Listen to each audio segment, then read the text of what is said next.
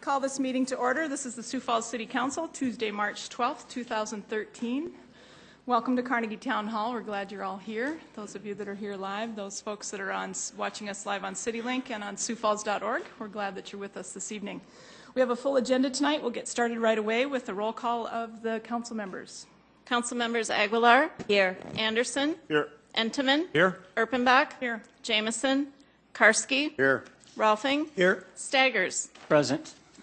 Thank you. We have 7 of 8 present this evening. We have Paul Pankratz, our Associate Pastor of Discipleship from Oak Hills Baptist Church, here to lead us in our invocation tonight. After the invocation, I'll ask you to remain standing and we'll recite the Pledge of Allegiance together. Let's stand.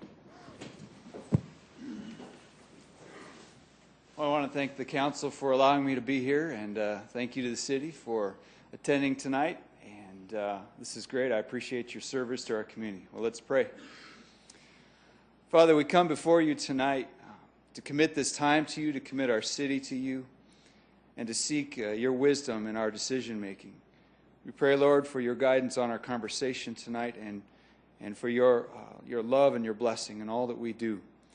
Father, I thank you for each of these council members that has given their time for our city and our community, and we pray, Lord, that you would bless each one of them as they seek just to make the right decisions for all of us.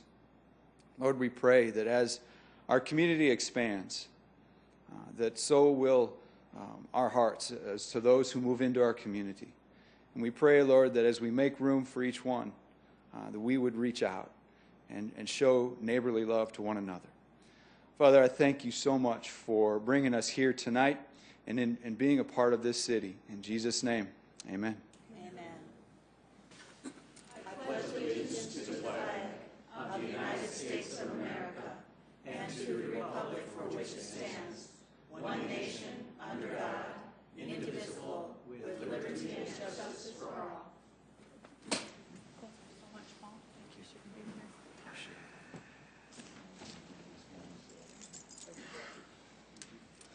All right, council, let's move on to the consent agenda items. Do we have any changes or motions? Move to approve, Entenmann. Second, Aguilar. I have a motion to approve by Councilor Entenmann, a second by Councilor Aguilar. Discussion. Clerk will call the roll. Council members Aguilar. Yes. Anderson. Yes. Entenmann. Yes. Erpenbach. Yes. Karski. Yes. Rolfing. Yes. Staggers. Yes. Thank you. All right, council, move on to the regular agenda. I need a motion to either comments or questions or a motion to approve the regular agenda. Move to approve, Anderson. Second, Karski. I have a motion from Councilor Anderson, a second from Councilor Karski. Any discussion? Clerk will call the roll, please. Council members Aguilar. Yes. Anderson. Yes. Entenmann. Yes. Erpenbach. Yes. Karski. Yes. Rolfing. Yes. Staggers. Yes. All right, ladies and gentlemen, we're to the point on the agenda tonight where we come to public input. This is your opportunity to speak to the council. The kind of guidelines are that it's anything that's not on the agenda this evening. You may speak for up to 5 minutes. I would ask that you keep a professional attitude and that you respect your council members and your fellow citizens in the process. And again, keep it to 5 minutes. If there are going to be several people, I'd ask that you just kind of line up down the aisle here and come forward and identify yourself. Public input time. Okay. Last call for public input. Please come forward.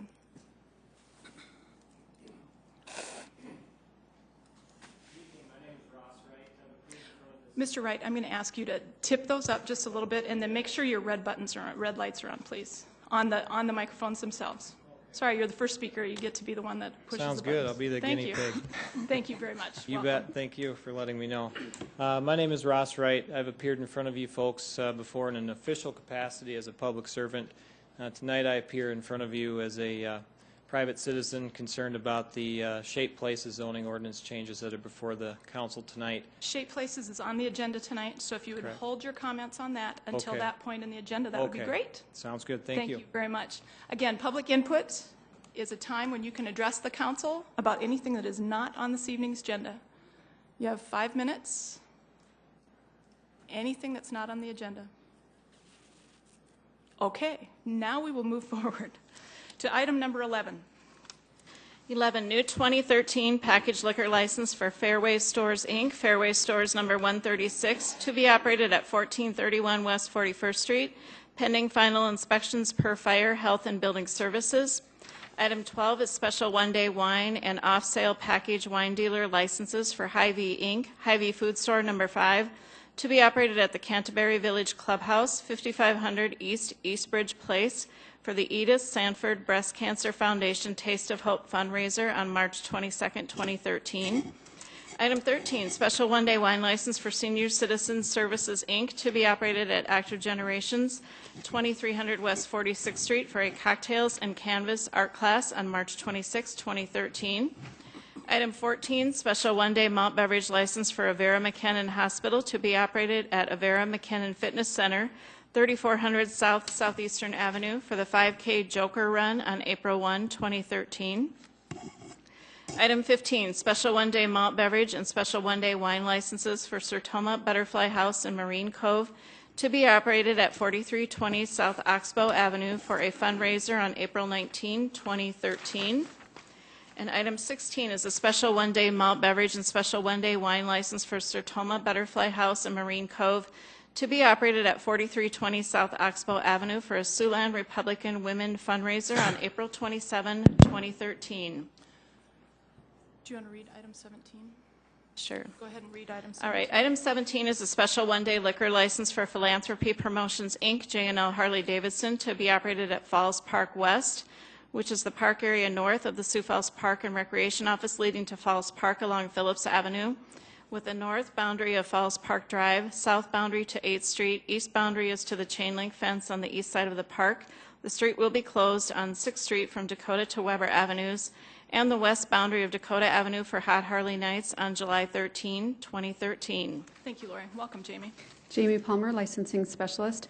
Item 11 is a new grocery food store that is moving into Sioux Falls. Their company is based in Iowa.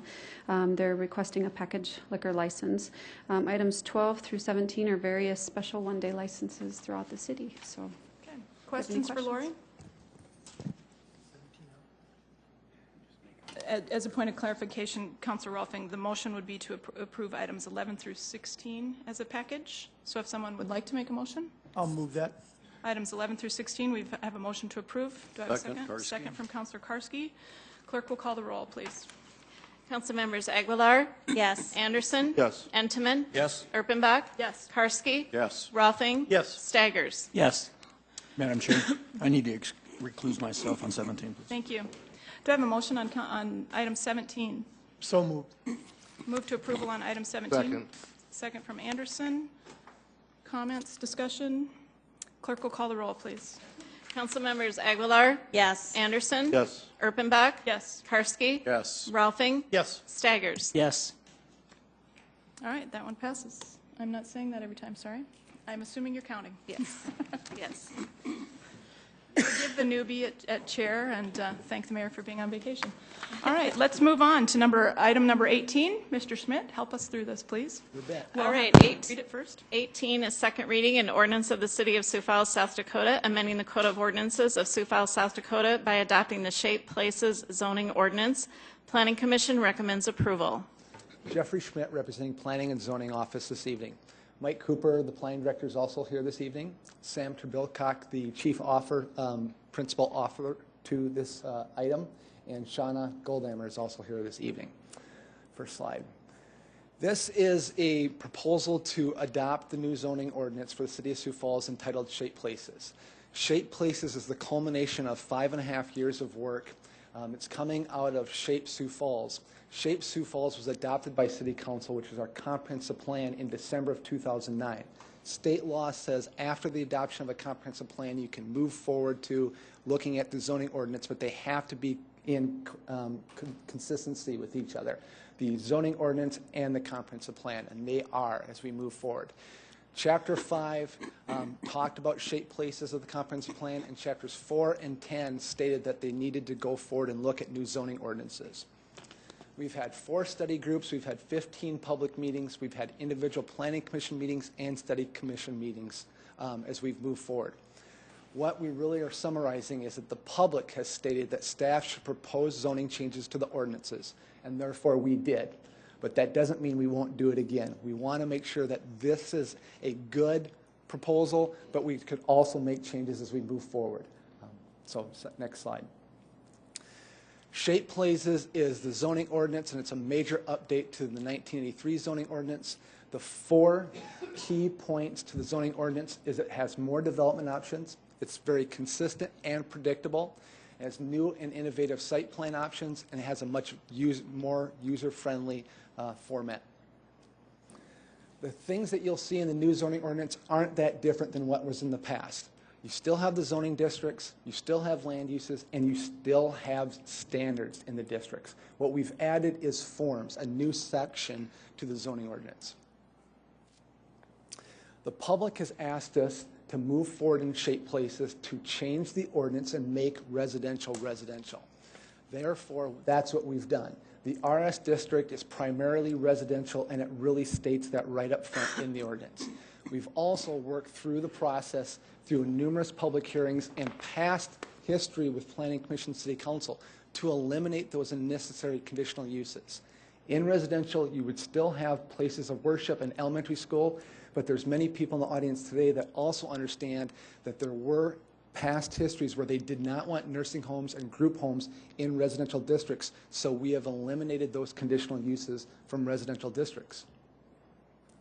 This is an example of a form. This is the zoning interface where from now on, with the new ordinance, people would be able to pull up one sheet of music, one sheet, an interface, and look at the DD2 form, show the district, the land uses, and standards all on one page. And it's very easy to use. Now looking at RS district. On the left, you can see what the current RS2 district is and what's being proposed in the new RS district. As you look east and west across the sheet, it's consistent. It's the same.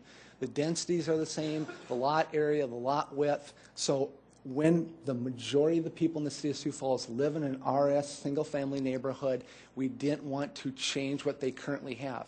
The questions we had today, is this changing my taxable value? No, it's not, and you can still do the same things in your residential district as you did in the past. That's what the people wanted to understand and know. Also, what have we been able to do as we move forward? We were able to change the ordinance in regards to public involvement. The standards that were there in the past about having a public hearing and testifying and talking about the changes of the zoning districts, that is still in place. We did not change that. We've clarified standards. We've absolutely added that there will be protection to the residential neighborhoods with buffer yards. But again, we've eliminated some of those unnecessary conditional uses because those were problems to residential neighborhoods in the past. We've continued to talk about special standards and separation distances to protect sensitive land uses. And we've really stressed that zoning should matter. When the people look at what their zoning district is, they should understand what's in that zoning district and be able to have some confidence in what they're seeing in their zoning. This is an example of buffer yards. When they look at the interface, they can see where the street's at, where the building envelope is, and that we'll have a buffer yard proposed in the back to protect the adjacent property owners from these buildings, from these other land uses. There's a 10-foot buffer yard, a 15-foot buffer yard, a 30, and the, sorry, my image overlapped, but a 45-foot buffer yard. Next slide. Again, when I state that we're eliminating unnecessary conditional uses, currently there's 200 conditional uses in the zoning ordinance. We narrowed it down to 9 types of unnecessary ones that shouldn't necessarily have to go to Planning Commission. Churches, houses of worship. Celebrate Church recently wanted to go into Meadows in the River. They had to go through a conditional use. That's the way the ordinance was written. That's an unnecessary conditional use. There's a car shop that wanted to go at 21st and Minnesota Avenue in the old Vernite building. They had to go through a conditional use. For a car dealership to go into a car dealership had to go through a conditional use. That's unnecessary. Also, twin homes. On Mary Beth, we just had a recent situation where the neighbors were very upset about a conditional use in their residential neighborhood. We'll show you some slides there where that seems to be unnecessary and we shouldn't have to deal with it that way. We want to make sure that the standards and protections are in the ordinance to make sure that the neighbors feel comfortable with that. But there are still conditional uses in the ordinance. We didn't get rid of them, we narrowed them down. We also added, go ahead, Jason. Separation, sorry about the color. Separation distances. So there's specific distances to protect the neighborhood and the residential areas, 250 feet, 500 feet, or 1,000 feet away from residential forms, so that these can't just automatically show up next to your single-family home. We're also looking at protecting the residential neighborhood and talking about non-residential property. Non-residential is anything that's not residential. In the past, everything that came in the City of Sioux Falls was generally zoned C4. We have heard over time at this body, make it about the size. Help us understand what commercial is. So we've done that. The two classifications really of retail are either general retail or motor vehicle. So we've done that also. And in the past, you really had to separate the land uses. There should be an ability to have some type of commercial in industrial zones. Doesn't seem out of ordinary to do that, so we've allowed that in the new ordinance. Here's an example of what we're trying to do with commercial districts. On the left-hand side, C1, 2, 3, and 4, it gradiates up. When people will look at a commercial district, they'll go, I understand that C4 is bigger than C1. C1 will allow up to 4,000 square foot structures. C3 up to 75,000 square foot. It will be zoning would matter. People will start to see that and understand what they're going to have in their neighborhoods. And then the right-hand side, you can get a feel for what size structures we currently have out there. Walgreens are 15,000 square foot stores. Okay, a Shields, excluding the attached build, that's a 53,000 square foot store. So how big are these facilities as they're currently being proposed? Now, a lot of the discussion that we've had in the past at the first reading as we move forward is what did we do with the commercial properties and how did we analyze on the zoning maps the commercial structures? Okay, we went through a very intensive, Sam had to go through every parcel in the City of Sioux Falls to make a determination on where we were putting these commercial properties. So we looked at the comprehensive plan. It was based upon that adopted document and those employment nodes. We also looked at the engineering analysis for the street classifications, the existing structures on those properties, the land area, and then the adjacent districts. In that adopted comprehensive plan, we have a chart 4B that talks about compatibility. Then after that, we made a determination on what the classification should be. It wasn't just, we think you should be C2 and you should be C4. There was an analysis done on these parcels. For example, when you look at two streets connecting, and this was Maple and La Mesa, if you have a type 2 and a type 3, the access points are 300 feet apart. It draws at 300 foot apart a small circle. So that was a neighborhood intersection. If you have a large intersection, a type 1 and a type 1, the intersection is much greater. These are 1,300 foot spacing intersections, so it's a much larger community center. This is based upon, again, the road classification and the access points. We didn't just decide to make these intersections big. It's based upon engineering analysis. Then, again, based in 2009, City Council adopted the comprehensive plan and the employment nodes. The regional nodes are significantly larger than the neighborhood nodes, and that shows, and people have been comfortable since 2009 being able to look at and having that consistency and understanding of what should be expected throughout the community. Also in Shape Sioux Falls, we showed that in a regional, what type of proposed zoning districts should you have? It should be a commercial 4. In a sub-regional, how much land would be used for each one of these employment districts? And what would the zoning classifications be? And that'd be C4, C3, general office, the next one. In a neighborhood center, it would be 15 to 60 acres, and it'd be C1 or C2. This was all, again, detailed in Shape Sioux Falls. The compatibility chart, again, shows 5s as the most compatible single-family to single-family, down to the number 1s where you have heavy industrial next to light residential. So it helps not only Planning Commission but City Council look at when you do a rezoning, what should be next to what. This is just 2 examples of two intersections and how you were able to look at the zoning map and see what we were zoning it to. At the first reading, it was a little bit harder to see the numbers, so I highlighted them here. On the left, you see a C2 corner, versus on the right, you see a C4, and the two exhibits that we've used in the interface. On a C2 corner, you should expect to see that exhibit that I have on the left, more of a 25,000 square foot strip mall. On the right, in a C4 district, you would expect to see a big box commercial development. The continual discussion we've had about, well, I was C4, I should get C4. Well, on the C4s on the left-hand side, the proposed C2 is on the right-hand side. You have retail trade, office, off-sale, off-sale. It comes down to the bottom where other conditional uses, or in a C2, the maximum size is up to 25,000 square feet. These next two slides are really kind of summarizing what we hope to see out of shaped places. With shaped places, we expect to see and hope to see more of this. When at 10th in Minnesota, the Five Guys came in, it was zone C2. It would be an RE3, you can see on the right-hand side. That's the form, and they were basically would be able to come and get a building permit, and people were happy with that.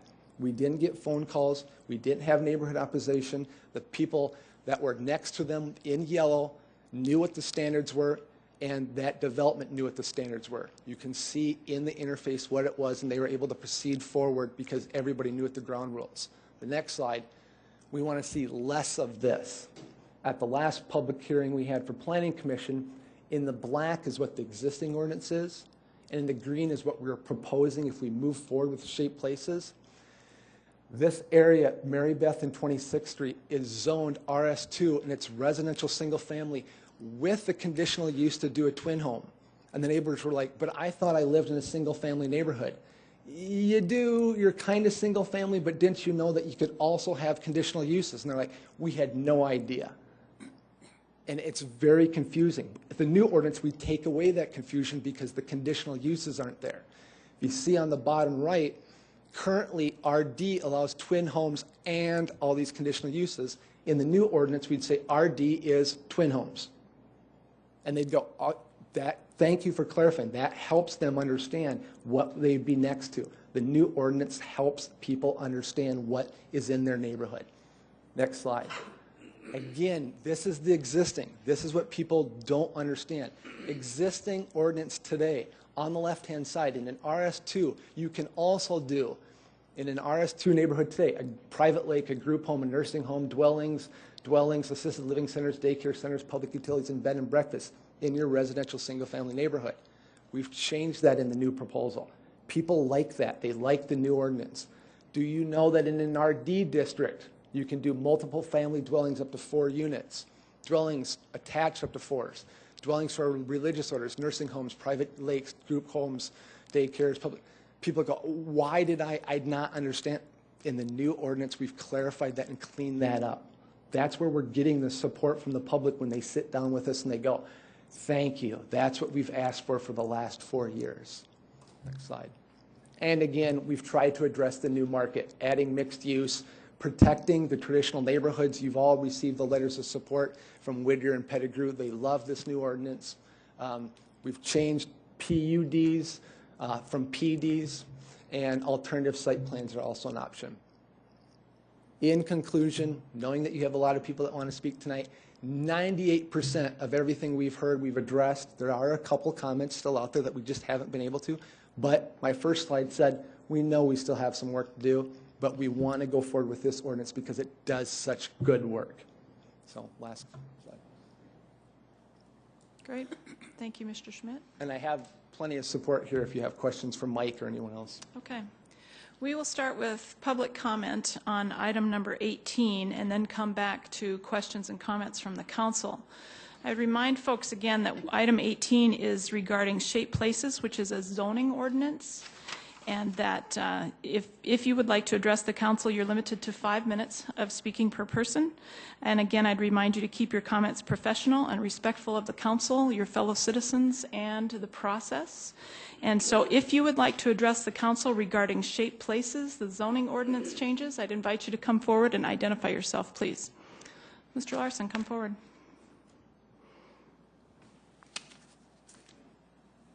Good evening, Madam Chair, members of the council. My name is Meredith Larson. I'm a seasoned member of the Planning Commission. And by seasoned, I mean I'm within months of my 10 years. Thank you for your service. Thank you very much. No, it's been a lot of fun, and I've seen a lot of changes in the 10 years that I've been on the Planning Commission.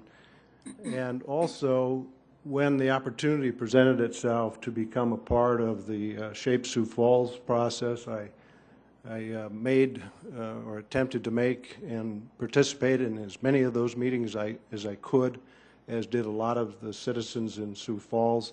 It was a real eye-opener for me because I've lived in other communities, bigger communities, and what struck me is that there are a lot of people out there that know that we can do a better job in terms of the development of the city of Sioux Falls.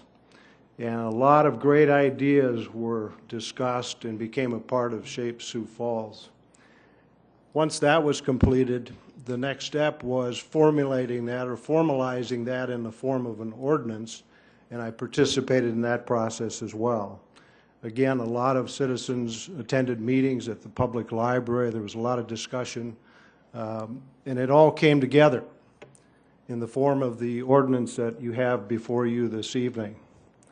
I want to thank staff.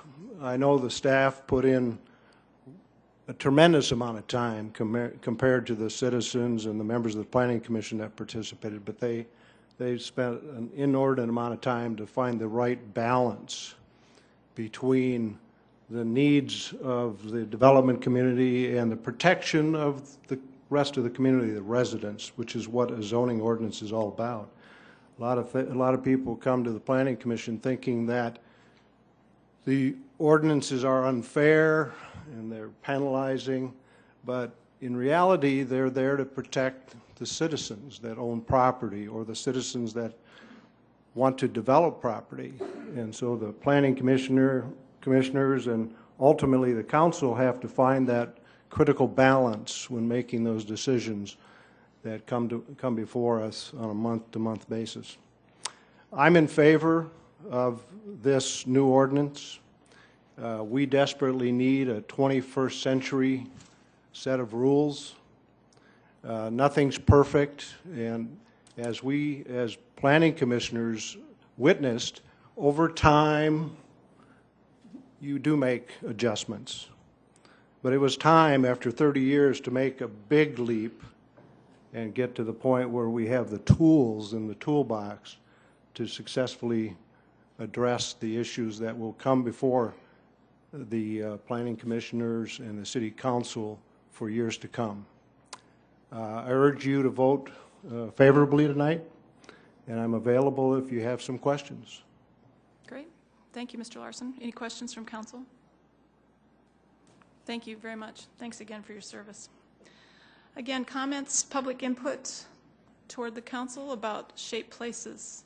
And I just invite you, if you are planning to speak, to go ahead and form a line. That would be just fine. We'll move more quickly. Go right ahead. Please introduce yourself. Good evening, everyone. Scott Richardson, Simon Property Group, representing the ownership of the Empire Mall.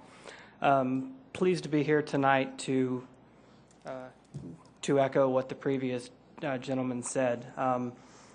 I've had multiple interaction with staff to date, and it's extremely refreshing to see a community as progressive as the City of Sioux Falls in seeking to adopt an ordinance that is pro-development. Having done this across the country in 19 different states and see how the different municipalities react, it's refreshing to know from the development community that you know what the rules are up front. And there are standards in place to protect everyone, but yet from the development perspective, we understand going into it, as long as we do this, as long as we do that, then everything is going to go smooth. And that makes it so much easier on the development community to get things done. There's an old adage, time kills deals. I mean, at times there are exciting things that could happen in the community, but the retailers just can't wait. So what you're being presented to approve or such this evening is extremely important to the development community. So I too extremely support this legislation, and I would offer any questions as well. Great, thank you. Questions from council? Thank you so much. We appreciate you being here. Thank you all. Welcome. Good evening. My name is Jessie Schmidt, and I too am a member of the Planning Commission for the City of Sioux Falls. And I want to take a minute to talk about this exciting piece of new legislation that we have in Shape Places, Sioux Falls. My apologies if I say exactly what Meredith did, as I was running in here late. But there's a lot of thanks to go around for how we've gotten to this point, certainly to Jeff and to Sam, but most importantly to the stakeholders who have showed up from the very beginning and the very request for them to come and join us at meetings and to get their input. And so many of them have spent countless hours of their time and treasure and talent really to move Sioux Falls forward in an effort of making this really the community that we all want to live and work and play and worship. You may recall that you passed a key part of this back in 2009 when we passed the comprehensive plan. This is now the final piece that will give some teeth to the comprehensive plan. There have been, I reviewed the commission meeting from 2 weeks ago, and a lot of what I heard is concern about citizen input. And I can tell you that though someone may not know the detail or the depth and breadth of this ordinance that's about to pass, if they don't know anything about it, I really would be surprised where they've been. We have been very fortunate to have the media as our partners as we have gone forward with this. You know, even as a planning commissioner, it takes years to figure out how all this planning stuff works. And many times we question whether we can do this or can't do this. And this piece gives so much clarity to all of that. And so I can tell you that it's no different than anybody coming before the Planning Commission on a regular weekly night. It's not important until it affects you in your neighborhood. So this, again, will bring great clarity to those who don't know anything about it. They can walk themselves through it if they wish, or members of the planning staff are very happy to help them. So what I really like about this is that it's not set in stone. There's opportunities here in the future to make things even better. I think, Kermit, you asked specifically last 2 meetings ago if is this more restrictive or less restrictive. It is so far less restrictive than we have ever had that we need to all jump up and down and embrace the concepts here, because it doesn't put a development into a box. We have heard from, I'm so glad that Simons came back again tonight, because they have a lot invested. And you're going to hear from some architects tonight that say they have been waiting for a long time for something like this. And as always, Sioux Falls is on the cusp of some really great things. We need this piece to see that happens. So I encourage you to move forward tonight with Shape Places. Again, my true thanks goes to the stakeholders, because it's not their job. It's our job as the city and the planning staff to see that this happens, but we can't do it without their input. So I'm happy to answer any questions. Any questions for Ms. Schmidt? Thank you. Thank you. Please come forward. I think, as I said earlier, I'm Ross Wright. I apologize for that. Oh, that's fine. That was really well said by the last speaker. I don't have a lot of treasure. Talent could be debatable. Time, I don't have a lot of that either, but lately I've devoted some time to the Shape Places zoning ordinance as it fits within the context of the recent announcement. And I'm not going to talk a lot about that tonight. In fact, as Mike said, I'll try to talk a little bit about that as possible. I saw this quote today online. A friend of mine reminded that to me, brought it up today and said kind of those words, and it resonated, I think, with what's going on right now within our community. Just looking at the map, you can see the dots all over Sioux Falls, and just after last week's announcement about the proposed development on the north side of town and the south side of town, I started looking at those and started thinking them more as bullseyes, I suppose, than anything. And I started really looking at what those dots mean. I looked at the definition of the SR within the context of these proposals. And in looking at that, you kind of start to look at 160 to 320 acres, no more than 50% commercial. I will echo with the last speaker. You start looking at that and you start walking yourself through that, it does seem pretty easy. It seems pretty simple, and I commend the folks in the Planning Commission for making it that way. And further, I'd like to thank them for their help.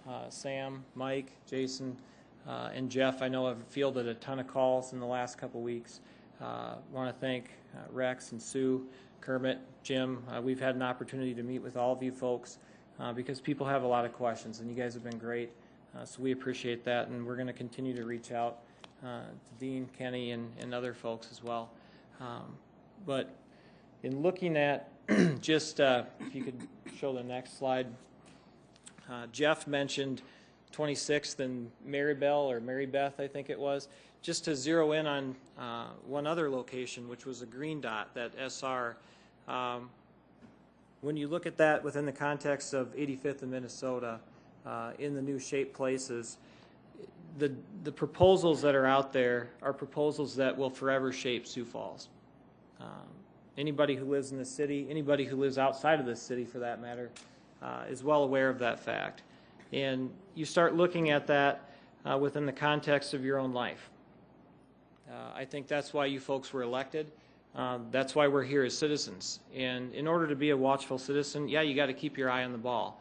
And this has been before the, lots of commissions, been before you folks before, and now suddenly it's here again with a lot more interest.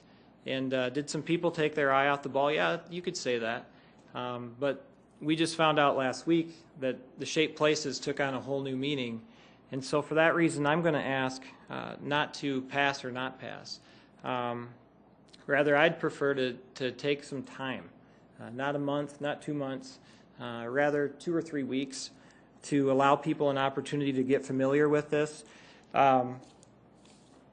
This is the old rule book that we've been playing the game by, and suddenly there's a whole new rule book. And I'm not suggesting in any way, shape, or form that the folks at the Planning Commission, or anyone else for that matter, has done something underhanded or is trying to sneak something in at the last minute. But with a whole new set of eyes comes a whole new differing perspective, if you will. If you can show the next slide.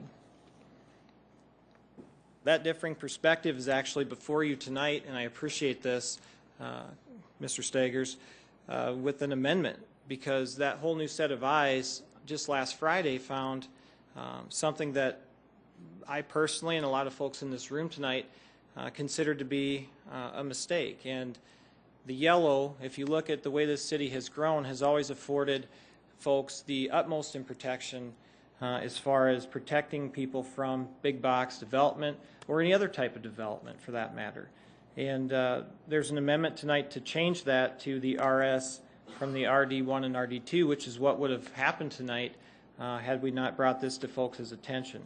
And so I want to first commend Mr. Stagers for putting this before you tonight, but secondarily suggest that if we were able to find that on Friday, what other concerns, what other things have we overlooked? You're at 5 minutes. Thank you. Very much. We appreciate your input. We really do. Welcome.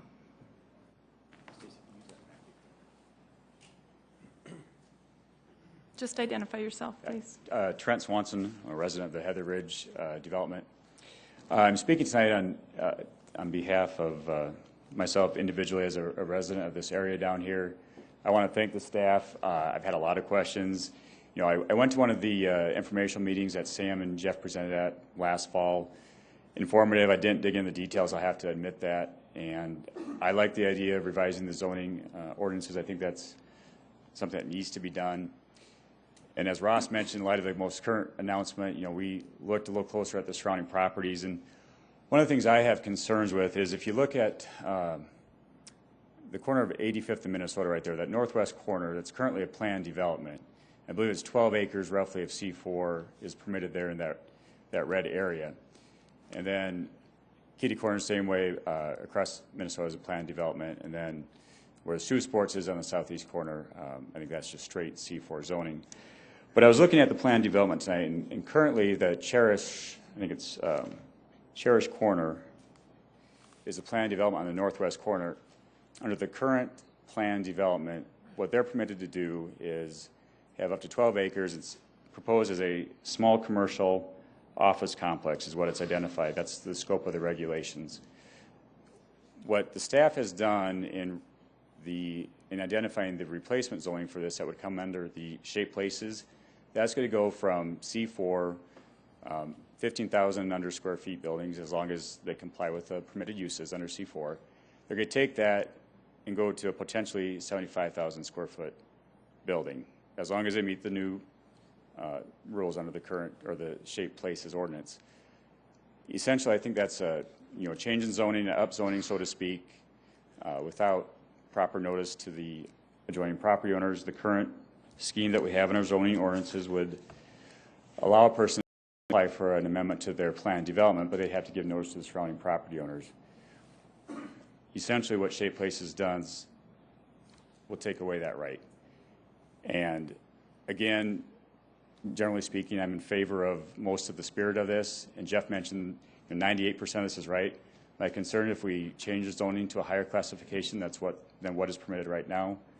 We're not, adhering to the protections that are currently afforded to the citizens and the surrounding property owners, both in our ordinances and in state law. So that's my concern with this. I would like more time to look at those and see if those zoning classifications are properly identified, and if they're not, I would prefer that we fix those before the shaped places is adopted, because I think once you adopt the ordinance, you can't undo that. Thank you. Thank you, Mr. Swanson. Any questions from Council, Councilor Ruffing? You're telling me that the southwest or northwest corner is C4? It's planned development right now.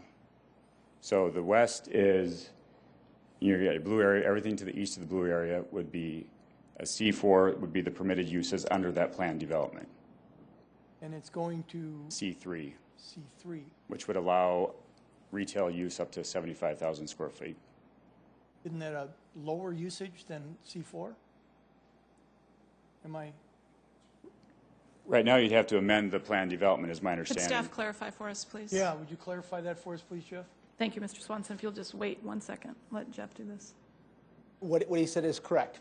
Okay, it's currently C4 in a planned development district, and we rezoned it to a C3 based upon the comprehensive plan for a sub-regional center at that corner.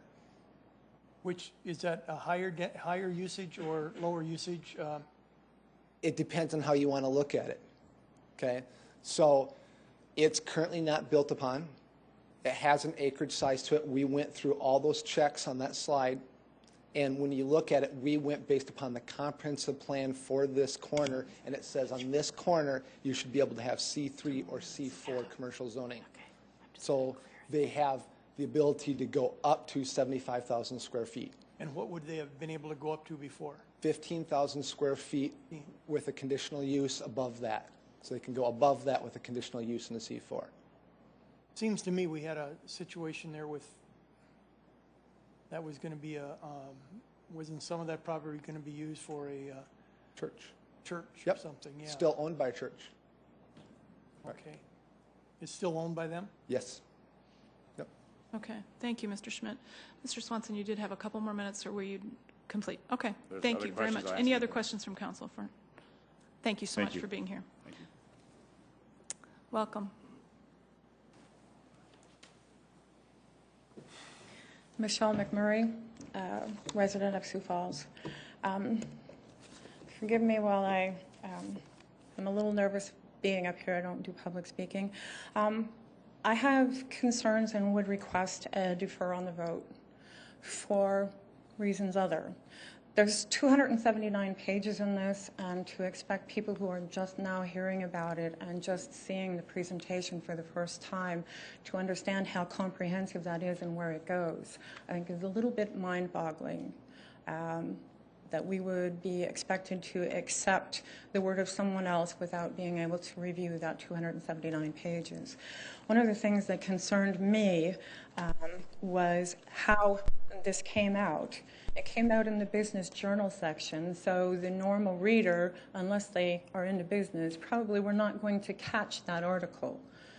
So guilty as charged, my head has been in the sand for the last 5.5 years. Beg your pardon. Let me catch up. If there's anything my parents taught me, it's this. Things are good in moderation, and everything is not always as it appears on the surface. That being said, I want to bring a little history into this, and this was sparked by things in the article. In 1992, the leaders of 179 countries gathered in Rio de Janeiro for the United Nations Earth Summit to finalize a global action plan for sustainable development called Agenda 21. In this document, they recognized that because so many of the problems and solutions being addressed by Agenda 21 have their roots in local activities, the participation and cooperation of local authorities would be determining factors in fulfilling its objective. Therefore, Agenda 21 further called for local authorities like you here in every country to undertake a consultative process with their populations and achieve a consensus on local Agenda 21 for their communities. The task of mobilizing and technically supporting local Agenda 21 planning in these communities is led by International Council for Local Environmental Initiatives, hereby called ICLE, and National Associations of Local Government, with further support from International Development Research Center and the United Nations Environment Program.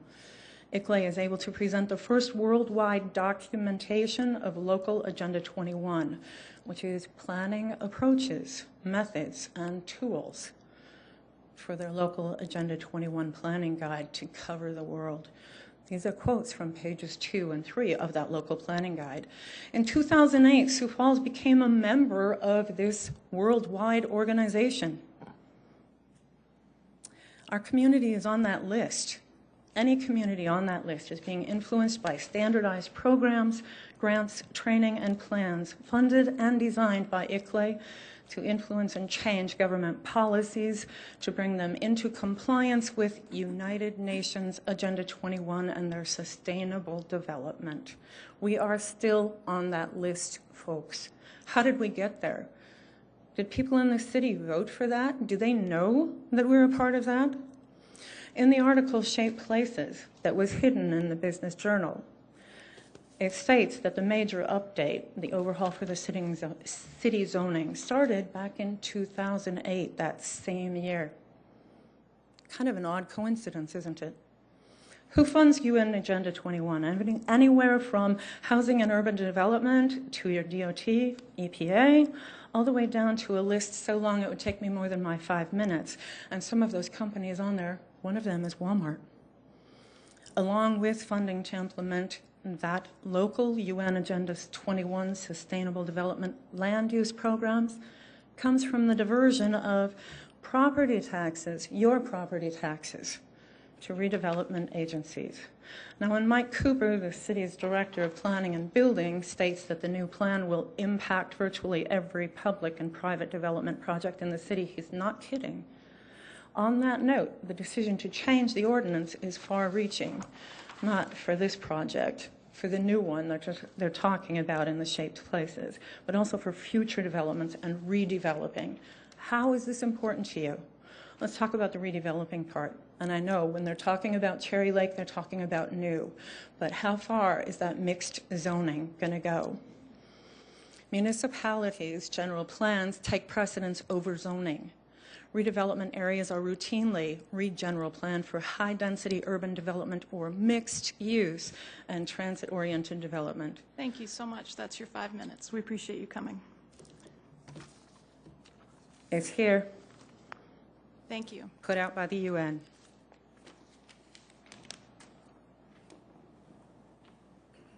Welcome. Please identify yourself. Thank you. Jerry Erickson. First of all, I hope the council will defer tonight's vote on shaped places. As I read articles on this new zoning ordinance and in reading the proposed ordinance, I saw the influence of the Sustainability Master Plan, which we passed last year, I believe it was. There were comments about European villages, walkable zoning, and several references to minimizing the use of automobiles. So these are elements that have concerned me for some time. You guys are aware of my efforts in opposition to our sustainability program. I wondered what I might say to you tonight in a few minutes, and I remembered something from growing up in a very small South Dakota town. On Halloween, we tipped outhouses. I guess it was a rite of passage, but one volunteer fireman told me, or several of us, that since the town had installed a new sewer system, we should tip as many outhouses as we could because they were in violation of the city ordinance. Some residents chose to use their outhouses as storage sheds. Some residents chose to avail themselves of the little building's original intent. One resident had re-roofed and painted his outhouse. He hung a trouble light over it on a Halloween and sat on his porch with a shotgun across his lap. Now, I doubt his intention was to teach a bunch of kids a valuable lesson. Call us hooligans, I would not disagree. We would have been out tipping outhouses even without an adult sanctioning our actions as the firemen had done. But what I remember of that night, 50 years later, I remember a man guarding his property. His vigilance, his resolve, has survived in memory through the years, as did his property. I believe it's still there. His story raises questions about property and community. And I do not mean to imply that zoning ordinances, perhaps including shaped places, are unwanted or unnecessary. That's quite the opposite. And I appreciate all the work that's gone into this. However, I recognize the danger of our association with programs that assert principles which run contrary to our heritage, some of which I find in shaped places. It is because of those dangers that our South Dakota legislature passed the House Concurrent Resolution 1008. And if I may, I'll read that. It's not very long. This is House Concurrent Resolution number 1008 from our South Dakota 2013 legislature, exposing and opposing United Nations Agenda 21. It says, whereas the United Nations Agenda 21 is a comprehensive plan of extreme environmentalism, social engineering, and global political control that was initiated at the United Nations Conference on Environmental and Development, held in Rio de Janeiro, Brazil in 1992, and whereas the United Nations Agenda 21 is being covertly pushed into local communities throughout the United States of America, through the International Council of Local Environmental Initiatives, ICLEI, through local sustainable development policies such as Smart Growth, Wildlands Project, Resilient Cities, Regional Visioning Projects, and other green or alternative projects.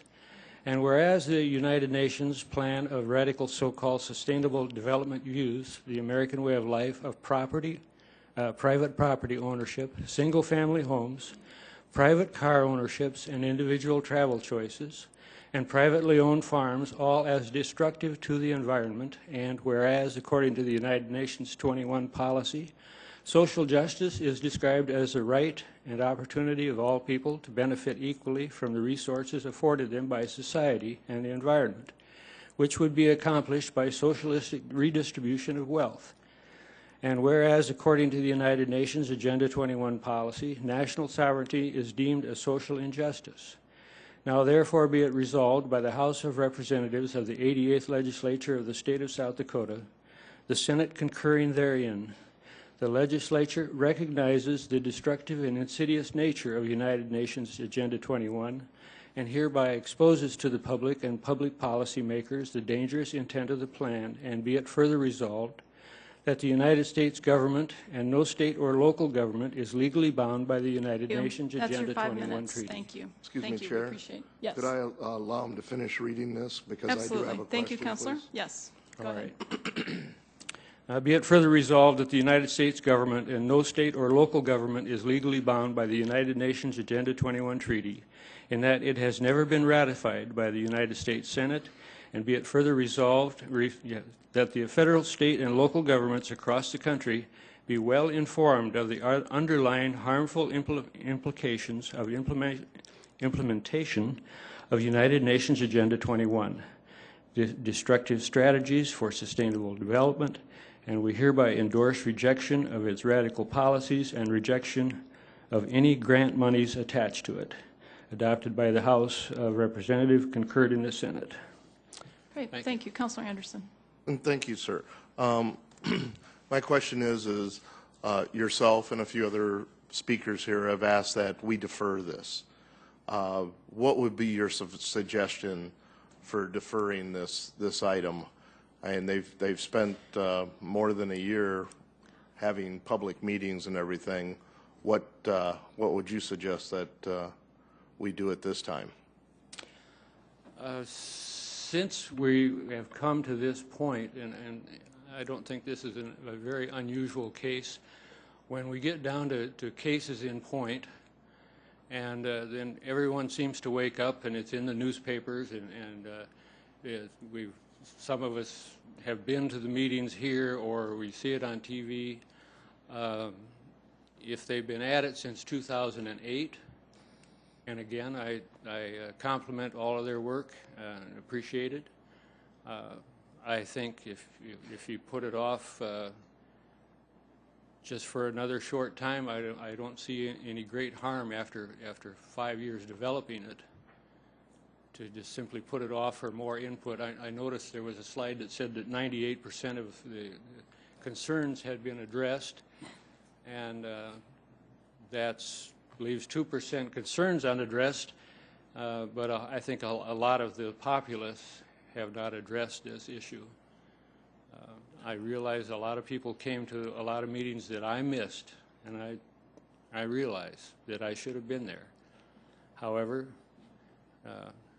I've been working in other directions, I can assure you, but I should have made room for some more of these meetings, and like the fellow with the shotgun, he taught me after 50 years that you've got to stand up, and I don't know that I would say I wouldn't even put any percentage on what part of this plan that I would not like, but I have seen elements in the plan talking about. Thank you, sir. That's clear. Thank you.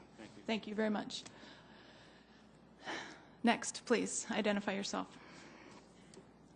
Thank you, Council. My name is Laura Hubble, and I too would like this decision deferred. One of the reasons is because everybody's giving testimonies when they were younger. When I was younger, sometimes we had dessert after supper, and it was usually a few pieces of chocolate or a few pieces of candy, and I kind of feel that's what we've gotten from this whole thing, is we've gotten the candy from it. We haven't gotten the full meat and potatoes of the whole thing. And one of my concerns, and I have not been to many of them, but a lot of times when you're in the legislature or when you're in government, you have to know, where does this come from?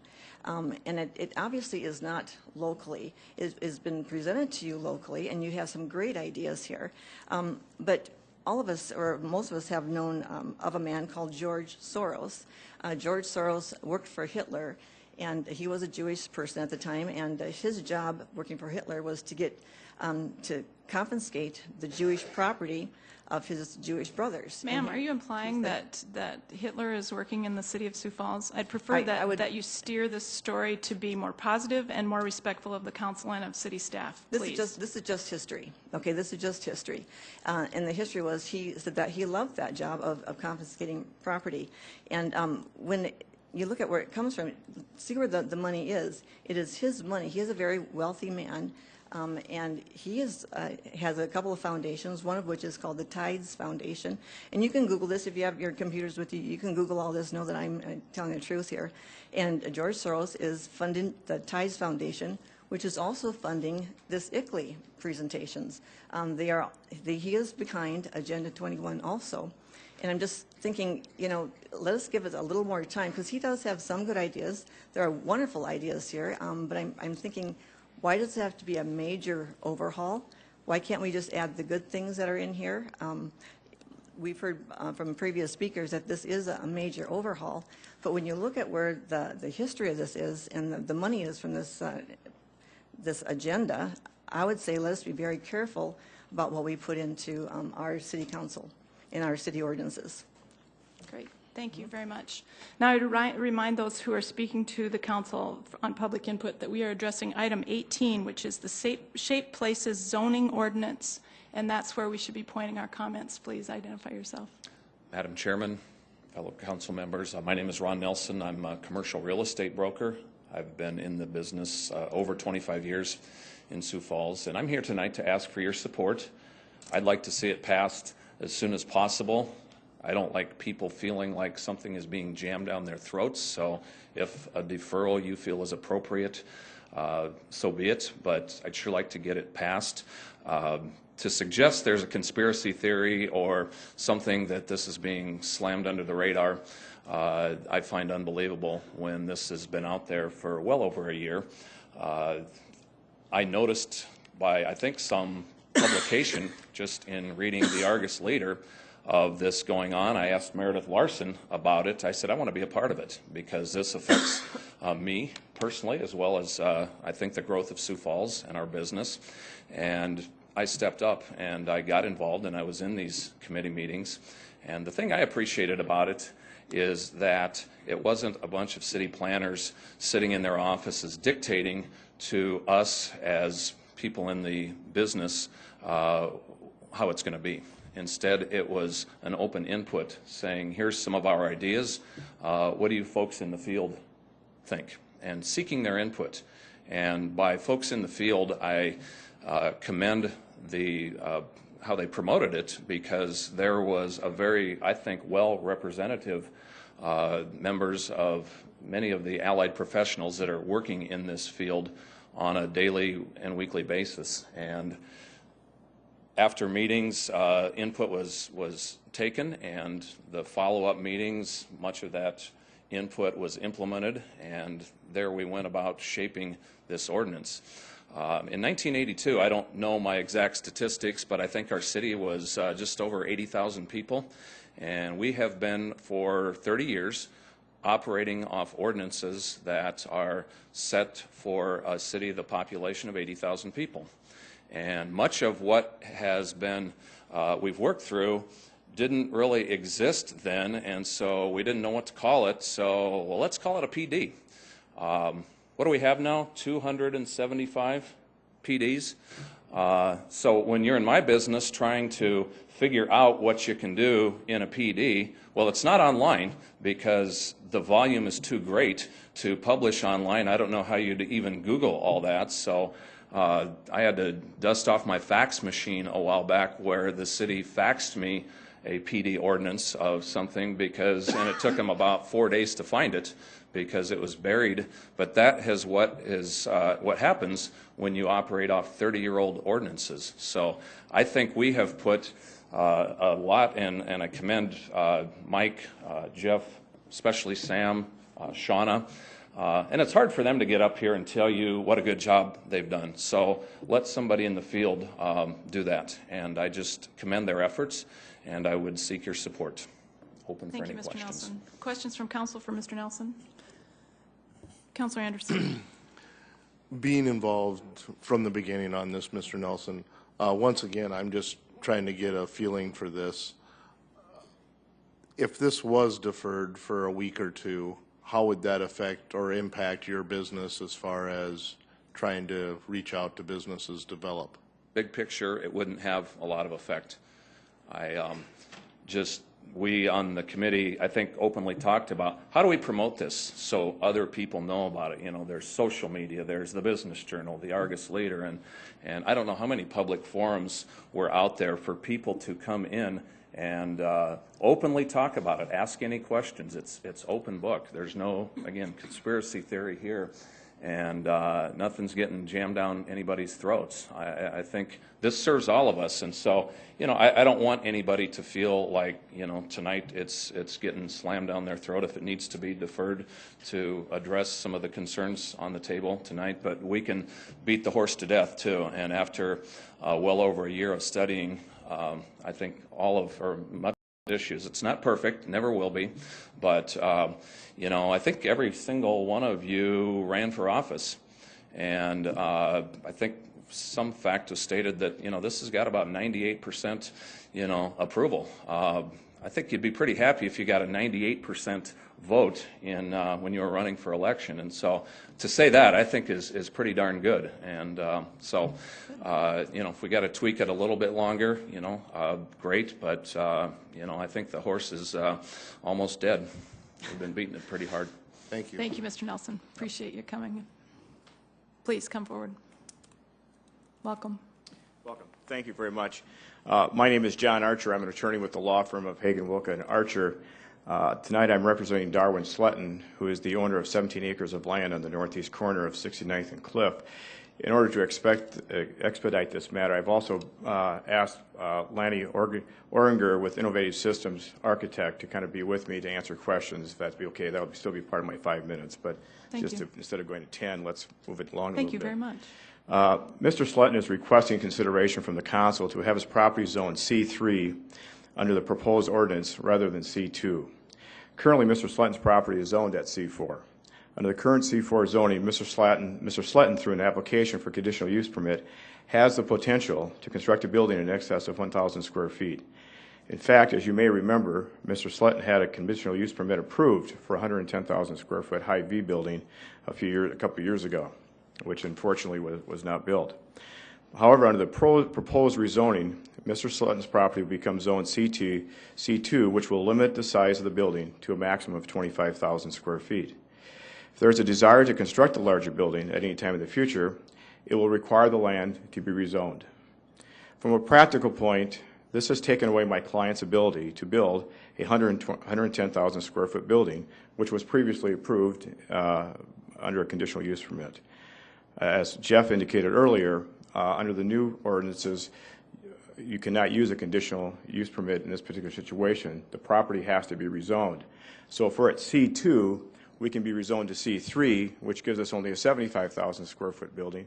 We still can't build a 110,000 square foot building, which we previously could do if we received a conditional use permit.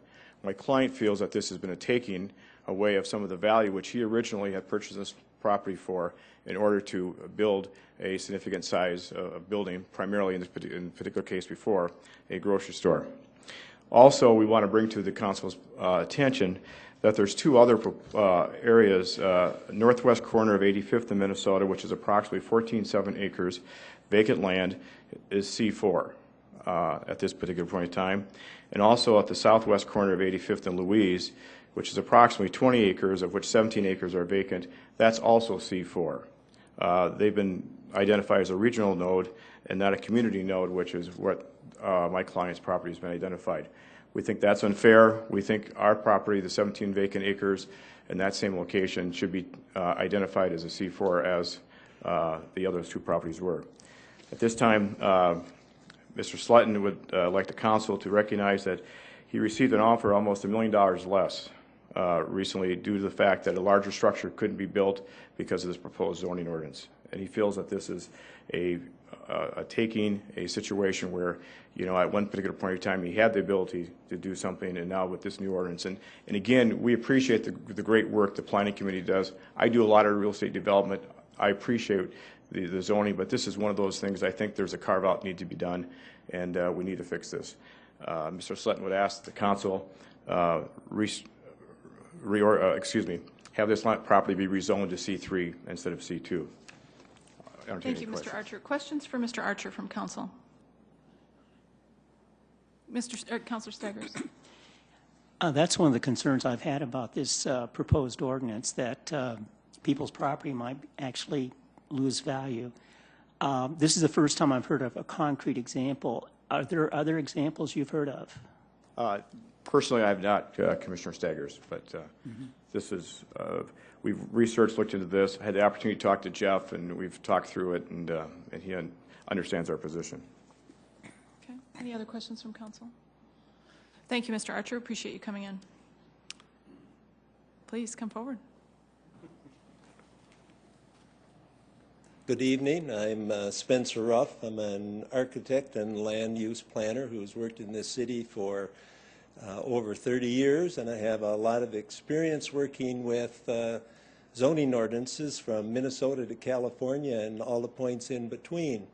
I've spent the last 4 months studying on behalf of my clients this proposed ordinance in great detail, and I feel that it ranks with the best of all the zoning ordinances that I've seen. I'm going to digress a little bit about Agenda 21, which I am familiar with and I've read a lot about. In my 4 months of studying in detail shaped places, I can find no hint at all of this rather insidious agenda being incorporated into it in any fashion. That's my opinion, but that's what I'm here to express. As I said, in the last 4 months, I've immersed myself in shaped places. Actually had the opportunity, along with my clients, to work on 3 projects. And these gave us the opportunity to compare shaped places with the current zoning ordinance. Those 3 projects include an apartment building, an office complex with daycare, and item 30 on your agenda tonight, Cherry Lake Reserve, which is a mixed-use project. In regards to the apartment building and the office complex, I can see little difference between the current ordinance and the proposed shape places.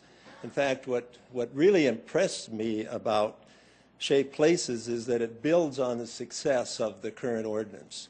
I don't see any substantial differences. I do feel that there are some improvements, such as buffer yards and transitions occurring between different zoning uses.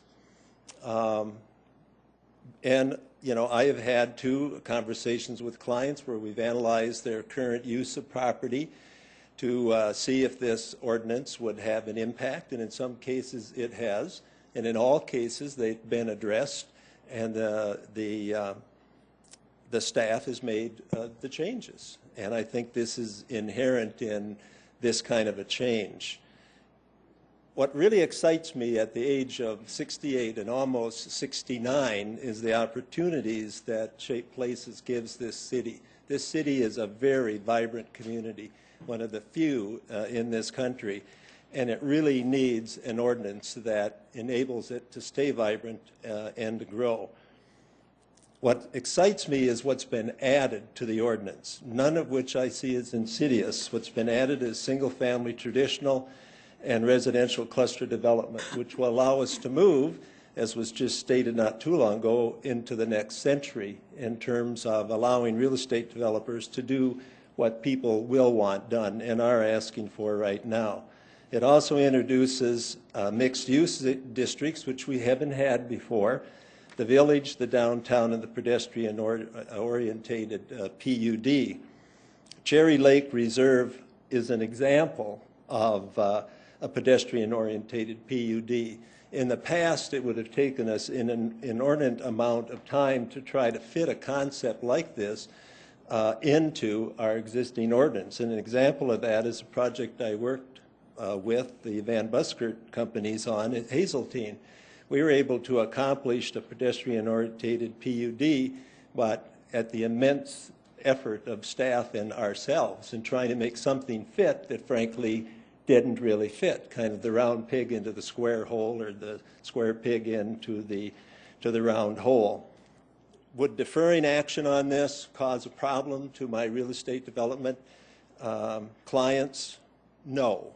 However, I don't see anything insidious about this. I don't think that it should be deferred on the basis that some way, some international group or local group or national group or whatever has come into this community and subverted the efforts. I frankly find that, and I'll be blunt about it, insulting.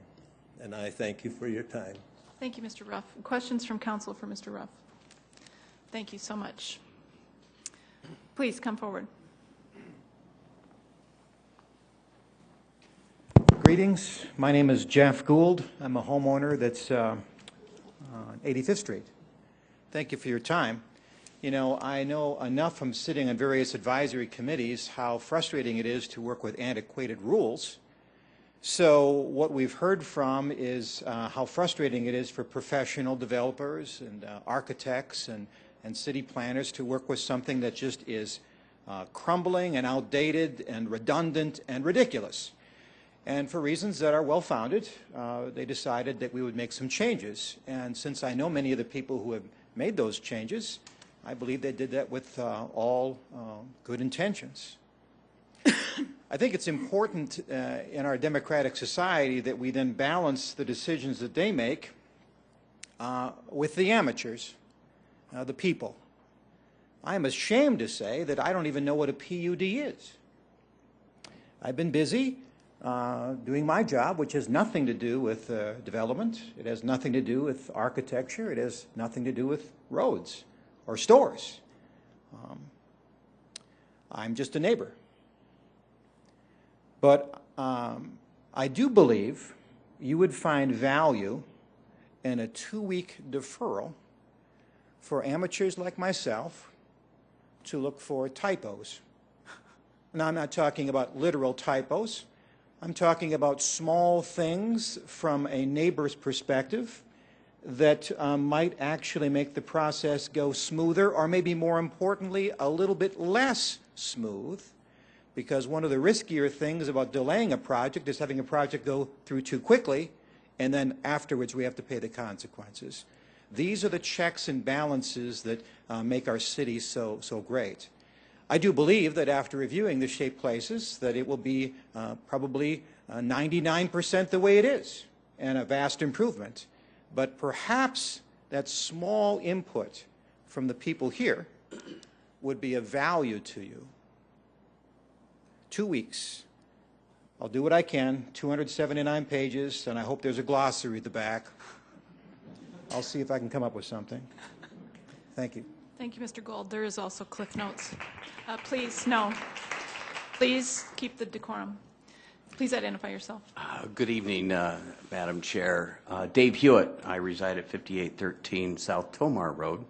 I was going to come and really thank the planning. I attended one of the briefing sessions back in November to learn more about the statutes. At the time, the revised zoning map was not available. But I ultimately learned that the area that I'd been interested in for some time, 69th and Cliff, had been rezoned C2. And as I looked at that and other portions of the map, the improvements were dramatic because those who were really developing this map were taking time to look at the comprehensive plan and make sure that, you know, the zoning fit what that comprehensive plan meant. Now, we could replay all the arguments that went into that property at 69th and Cliff. I didn't mean to address that, but since it's been introduced to you as a proposal to go to C3, recall that there were water drainage issues, there were traffic issues, There was just the community and there was the concern of the overall public that lived in that area about developing a large store there. Now, whether it's C3, C4, C4 was clearly inappropriate for many, many reasons. C3 and C2. But C2, when you look at the comprehensive plan for the city and you go down 69th Street, you look at all the major intersections, all of those are C2 kind of developments. And this keeps that consistent. So I would urge you to maintain that current zoning, and I would hope that C2 certainly seems to fit with the comprehensive plan that we've been all using for many years in trying to envision what our community and what our area will look like. Having said that, and I think this brings up an important point in the whole zoning and planning area, and that is the ability of us, the affected citizens, to be notified of the development plans that are out there in a reasonable amount of time. Now, currently, I believe under the current ordinance, we are notified about, I think anyone living within 500 feet of a proposed change is notified at some time. I think that distance needs to be expanded greatly, and I would hope that the timing of that notification would be earlier in the process, because typically we'll learn about these developments or these plans, when they might appear in the local newspaper or on local news. That isn't appropriate. And we talk about the balance between developers and the current public. And I think we've lost that balance. We don't have that balance. Having appeared between the Planning Commission, that's a tough nut to crack, because the developers, if you will, the fix is in.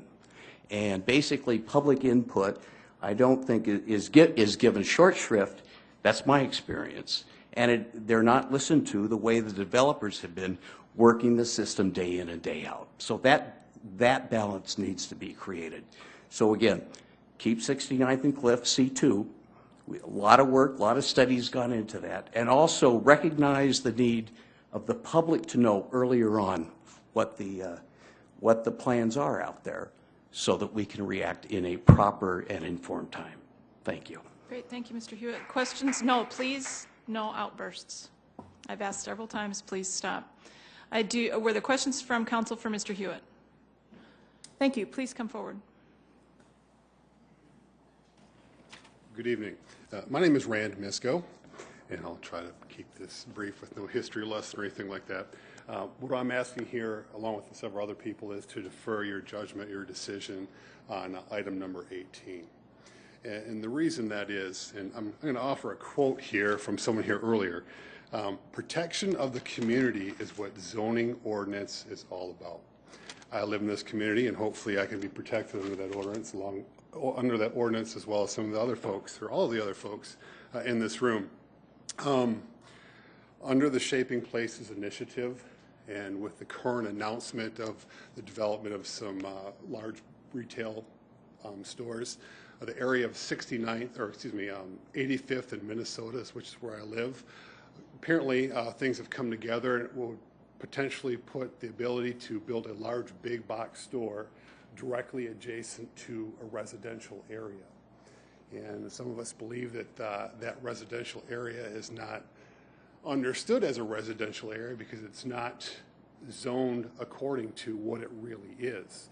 So the reason we're asking for this deferment in decision is allow us enough time to rezone that area appropriately as a residential area, which would afford it this protection from large commercial ventures being placed directly next to it.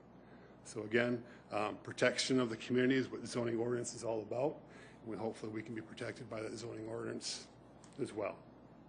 Thank you. Great, thank you. Questions from council? Great. Thank you very much. We have been at this an hour, and so I'm going to, Council, we have been kind of in discussion about how we handle public input. I know that there are at least 2 more people waiting in line to speak. I'd like to hear both of them and then hear from you, if that's comfortable for you. We've been really good at staying at 5 minutes or under. We'll take those 2 people that were standing as I began to speak, and then we'll go from there. Please identify yourself. My name is Walter Ports. Thank you guys all for giving us an opportunity to come up and speak. I've had the chance to work with the planning office with my family's small business owners. They've been great. Jeff has helped me out a lot on a project. I'm honestly really excited that our city is moving forward with some sort of progressive thought on planning.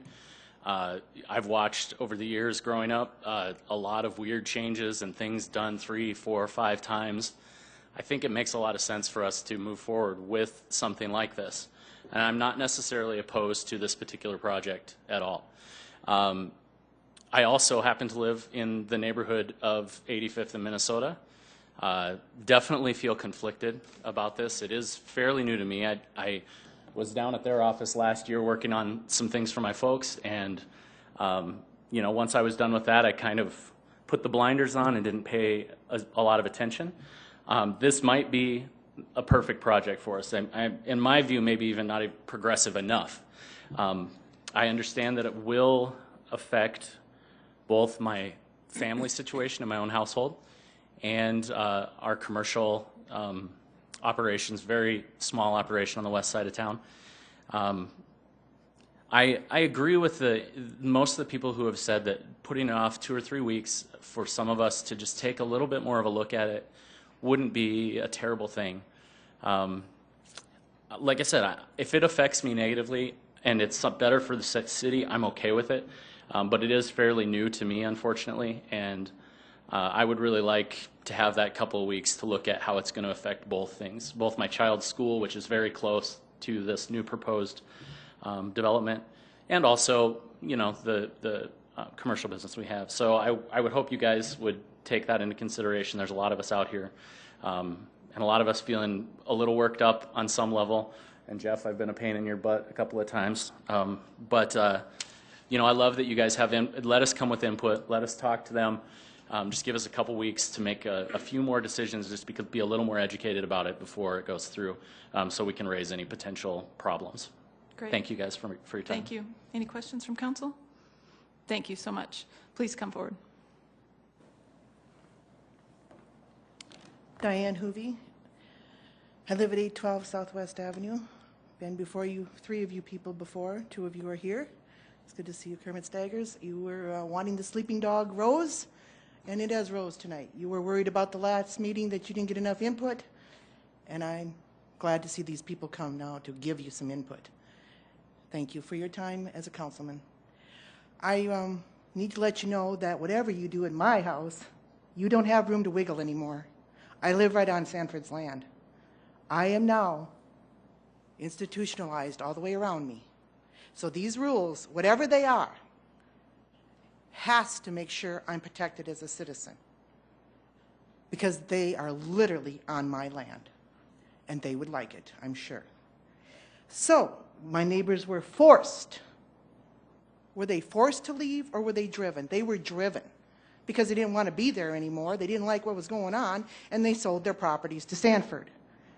I shall become forced. If anything in this thing has any effect to 812 Southwest Avenue, I'm done.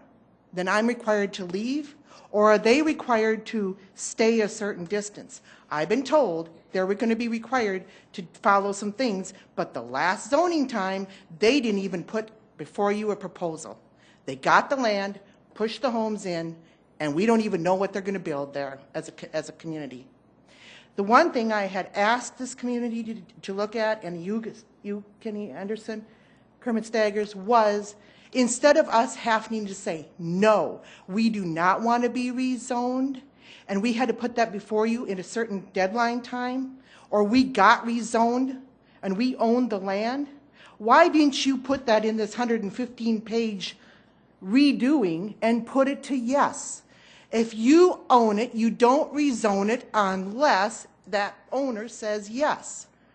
A registered letter was nice, and thank you, Kermit Staggard, when you offered that out there. That did make a little more sense that we would get to know. But now we must take the yes stand. Yes, I want to be rezoned. Is that right, Kenny Anderson? Did your people also end up, your friends, they just got rezoned and didn't know? Because you said you had friends over there. I have a question of that to you. Were they just rezoned and they didn't know?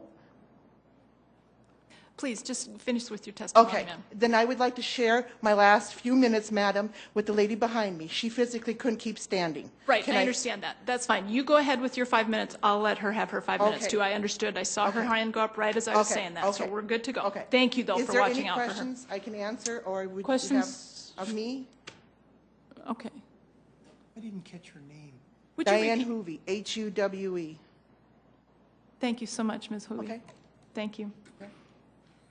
Please, ma'am, do come forward. I did see your hand before. Thank you, because I do have trouble standing very long, so I kind of waited. Please go ahead. My name is Janie Osborne, spelled A-U-S-B-O-R-N, and I'm a citizen, and yeah, I'm late to the party. But as long as this has not been settled, as long as this has been not voted on, my voice is as important as any that was there at the first meeting. I am concerned about it because I do see things in it. I mean, there's wonderful things. Watching that presentation was excellent. It looked really like it had some really good stuff. But I did try reading the 179 pages or 279 pages, and yeah, I'm your average citizen. It was, Greek to me, a lot of it. But all we do want, is like you said, 2 minutes to get us up to speed, because we want proof and assurances that Shape Places has no connection with Agenda 21, since it uses the term mixed-use zoning. We also want it to be shown that the mixed zoning allowances will be limited or rare to prevent the redevelopment concerning blight issues which have taken place all over this country. There are several examples in California. And we cannot be blamed for being a little suspicious when Sioux Falls is listed as a member of ICLAI, which is a subgroup of Agenda 21. And we want to just know, why is the name of Sioux Falls in their documentation? Thank you. Great. Thank you. Thanks for your input. Anyone else this evening? Well, it's been wonderful dialogue. Mr. Cooper, are you? Yes, please come forward. Getting sign language now from Yes, staff, I please. thought I would go last. Mike Cooper with Planning and Building Services. First of all, I think it's great when people take an interest in zoning. How often does that happen? We've been waiting for this for 2 years. That's right. Where have you been? But seriously, we understand, hearing tonight, the comments, the input, it makes us all appreciate why it's taken this long to tackle this project. As I said earlier today, I came to the City Planning Office in 1986 when our current ordinance was going on about its third year. And as you heard earlier also, our population has doubled in size. We've made many, many changes over the years to zoning districts, to language in the zoning ordinance, to accommodate the growth of the city. And as we've gone through this task, which has been pretty awesome, the two things that we're trying to accomplish is to clarify for the developers, the landowners, as well as property owners, what is going to be allowed and what's not going to be allowed. That's been one of our biggest challenges over the years, particularly through the conditional use process. And you've heard tonight about, the regurgitation of the 69th and Cliff process. We want to make sure that when a property is zoned to something, that zoning matters, whether it's going to be commercial or residential. The expectation of knowing what's going to happen on that property now into the future is going to be improved with Shape Places. And I think also that some of the comments that you've heard tonight about specific zoning districts, 85th in Minnesota, 69th in Cliff. We go back to our comprehensive plan. That's what we're using as the guiding document to determine what these corners should be zoned. And so in the future, if somebody wants to change those corners, come forward with a development plan and present it to the public, present it to the Planning Commission and to the City Council, and see what happens to it. So we're trying to be consistent with this document. We're not trying to devalue anybody's property. We're also not trying to gain value on anybody's property, but we're just trying to make it consistent with the comprehensive plan, and we're trying to clarify what's going to be allowed on residential and commercial zoned properties. So again, we've said it's not perfect, but we're going to continue to look at changes, amendments, as we discover them, as people discover them for us.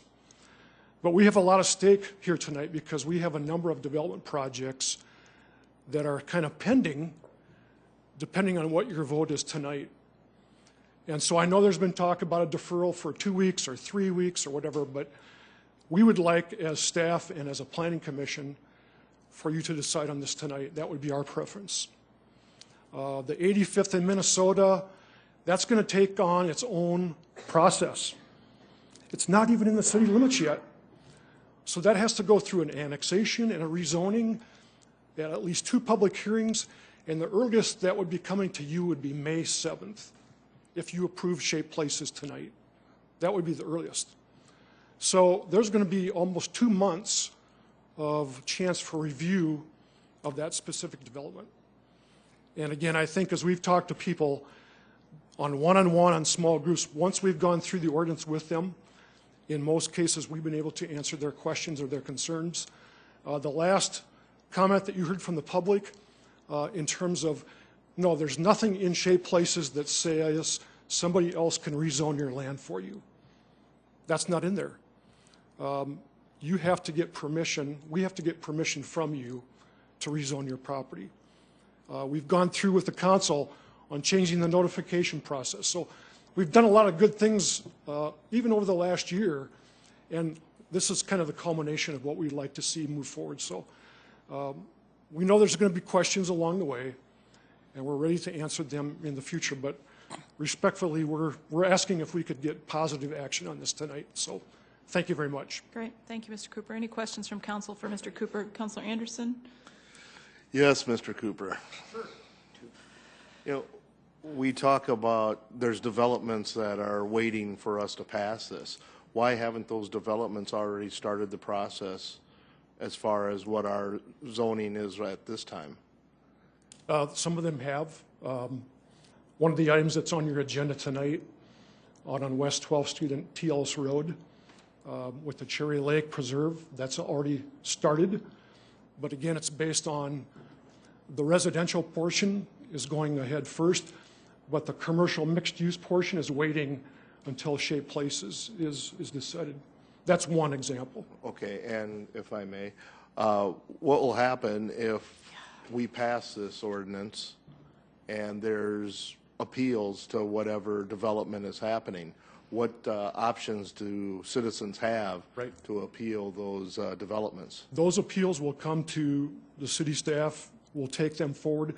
What we've committed to is that as we discover changes that need to be made or amendments, we're not going to charge people filing fees. We're going to initiate those changes, bring them to the council land use committee, whatever process you want us to do.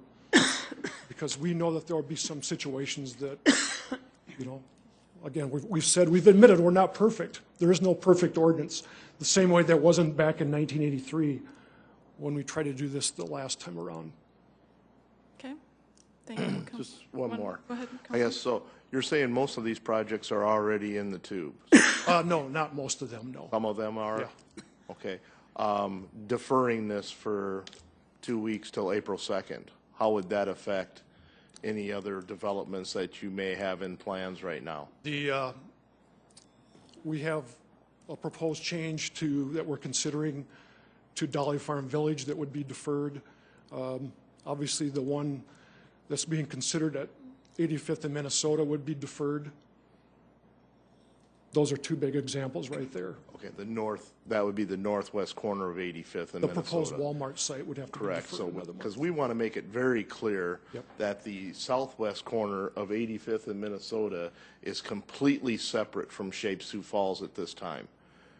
That has to be annexed in and then go through the zoning process because it's agricultural right now. And correct? right now, the timeline was that it would be brought to you for annexation April 2nd, and then it would go to the Planning Commission April 3rd. Okay, so there will be many other opportunities for public input through the entire zoning process of that property. And if this That's gets something I want to make very Sure. clear to everyone too out there. But if we defer this tonight, we will not be able to hit that April Planning Commission. Schmidt, do you want to, do you have clarification? One of the things that I think the citizens miss in this, but I need to clarify, is it's the effective date. Right now, our effective date is looking like if we had approve it tonight, the effective date will be April 19th, which is a weekend, so we'd go April 22nd. We hope, everybody, that we'll have spring sometime here in South Dakota, but that's construction season. So if we go 2 weeks, which may be 3 weeks, we're talking May, maybe June. That's what we're really struggling with. Mike's done a great job of explaining, here's the development project. It's just construction season. When people are going, I got to do this residential house, I got to do this twin home, I got to do this apartment complex. So should I do a building permit on the new ordinance or the proposed ordinance? Well, we don't know yet. And they're sitting there going, it's construction season, guys. I got to go get a construction bid. I need to go get a bank finance loan on a single family house, and I can't, and it's construction season. And we go, yeah, we can't help you with that. That's killing people out there. It's the big projects are fine. I mean, not fine, but they're struggling. It's these little guys that are going, end of April or May, June, that's the struggle we're having. Okay, thank you. Councilor Staggers. Yes, Mike, I was going to ask you a question concerning about 10% of the ordinance, proposed ordinances deals with signage. There are groups in town who do not like certain parts of the signage ordinance, but there are also a number of just common ordinary citizens who are concerned about the signs they might have for their rummage sale or putting up a sign for church fundraiser, things like that. Can you explain those kind of signs for these regular citizens who just want to put up something temporarily? Sure, and I'll defer that to Jeff again, but because we had a special study committee just on signage, and so we did spend a lot of time on that. And then recently we've discussed the sign ordinance with the realtors, the home builders, the chamber.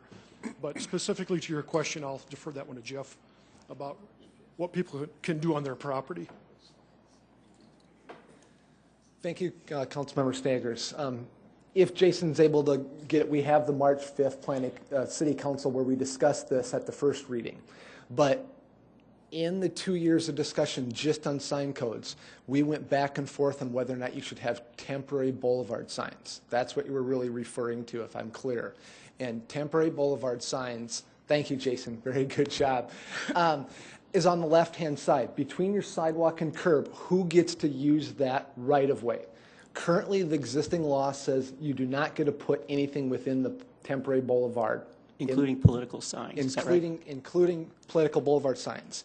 So that's the existing law right now. We proposed and said, yeah, but why don't we? Why don't we just let something go in there? And the automatic discussion was no, because once it starts, it flows to everything starts going in the temporary boulevard signs, and everything goes in that right away. And you can't really pick and choose what gets to go in. Yeah, but what about just rummage sale signs? Well, then what about political? Well, no, just political, but not real estate. So we said either everybody gets to put it there or nobody. So we're staying with the existing ordinance that you cannot put signs in the temporary boulevard. Now, concerning your private property. That's on the right-hand side, and yes, you can put yard signs in your private property. How long can you do that? Signs may be displayed for up to 60 days per calendar year per property. Okay, thank you. You're welcome. Okay, Councilor Entman. Yeah, Mike, I think I'll start with you maybe. One question mainly. You've answered a lot of the questions that I had already, and I thank you and staff for doing that. But one thing I have is a lot of the discussion that we had specifically with one piece of property dealt with the colors that we had, whether it was yellow or orange, and how you assign these different colors, recognizing these different areas. Can you just touch on again, how you assign those colors? Right. The colors are based on trying to match up as closely as possible the new zoning districts to the current zoning districts, and then looking at existing land use on property as well as the comprehensive plan. Those are the different factors that we took into consideration. So if a property is currently zoned a certain zoning district, how does that match up with the new zoning district under shade places? That's what we try to do. And where there's discrepancies, as you heard tonight, maybe at 85th and Minnesota or 69th and Cliff, again, those two specific cases were based on what the comprehensive plan said those corners should be zoned.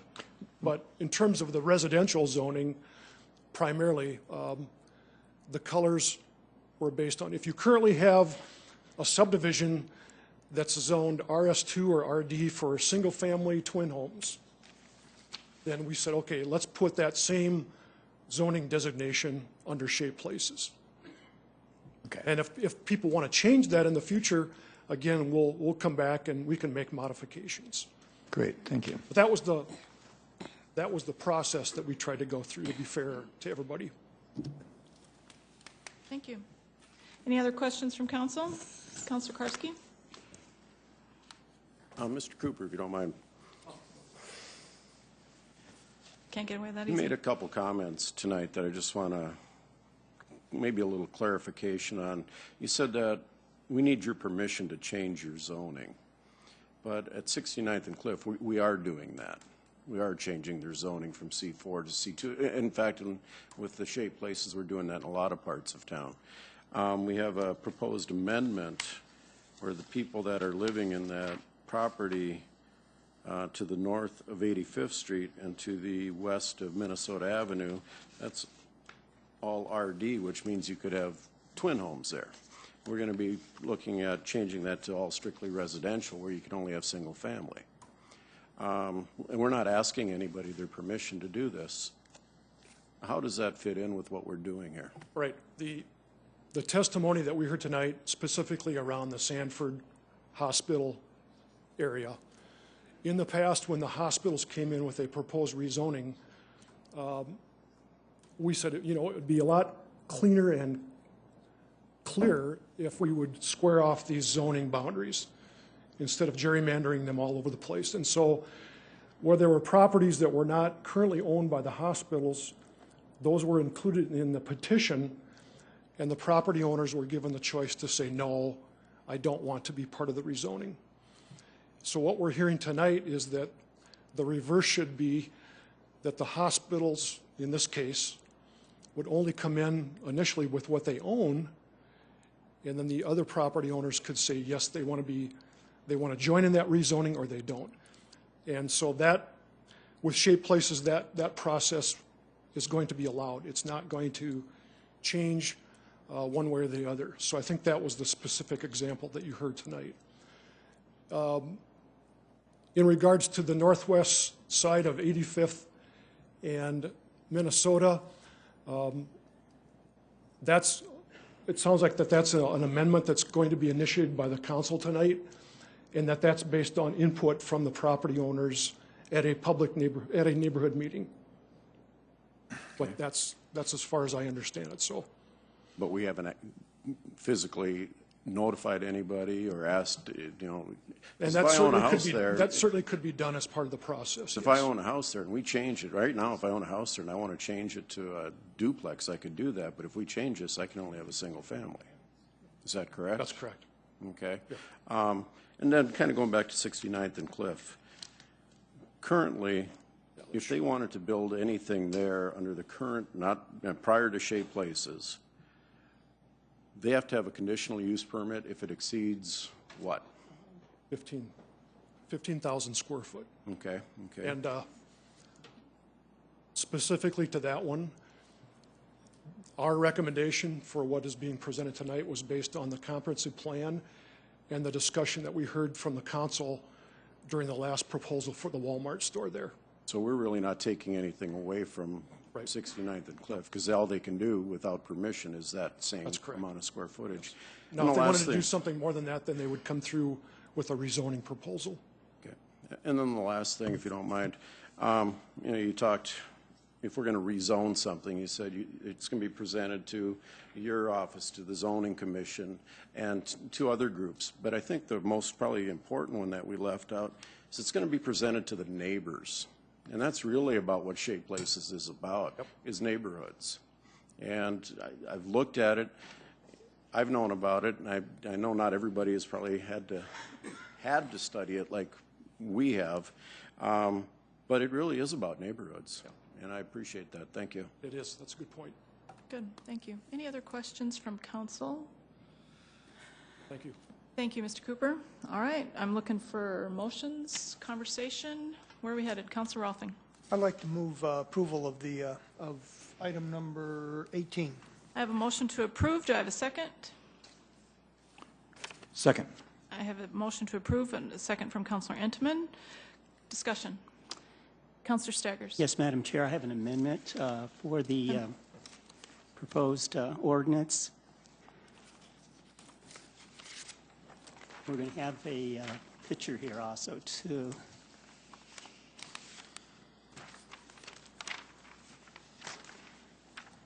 I move to amend the proposed official zoning ordinance as referenced in section 160.011A by rezoning the area outlined in Exhibit 1 from RD-1 to RS. And on the screen here, you can see the area. Councilor Staggers, could we have a second first, please, before you discuss? Second, Anderson. Thank you. Please, go ahead. Yeah. As I was going to say here, our city attorney has said this is an appropriate way to define the area by having this picture. And you can see the lines there that indicate the boundaries of the area that we're talking about. Right now, it's RD1, which allows for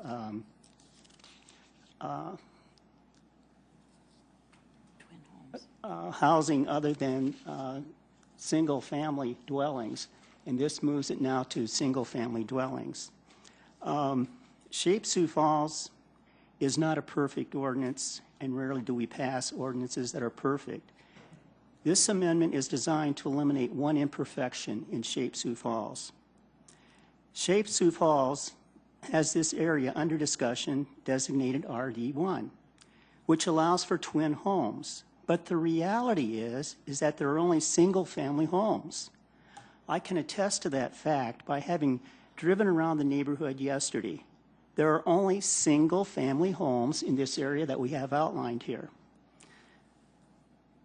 The area covered by this amendment would be changed from RD1 to RS, reflecting single-family homes, because there are no twin homes in this area.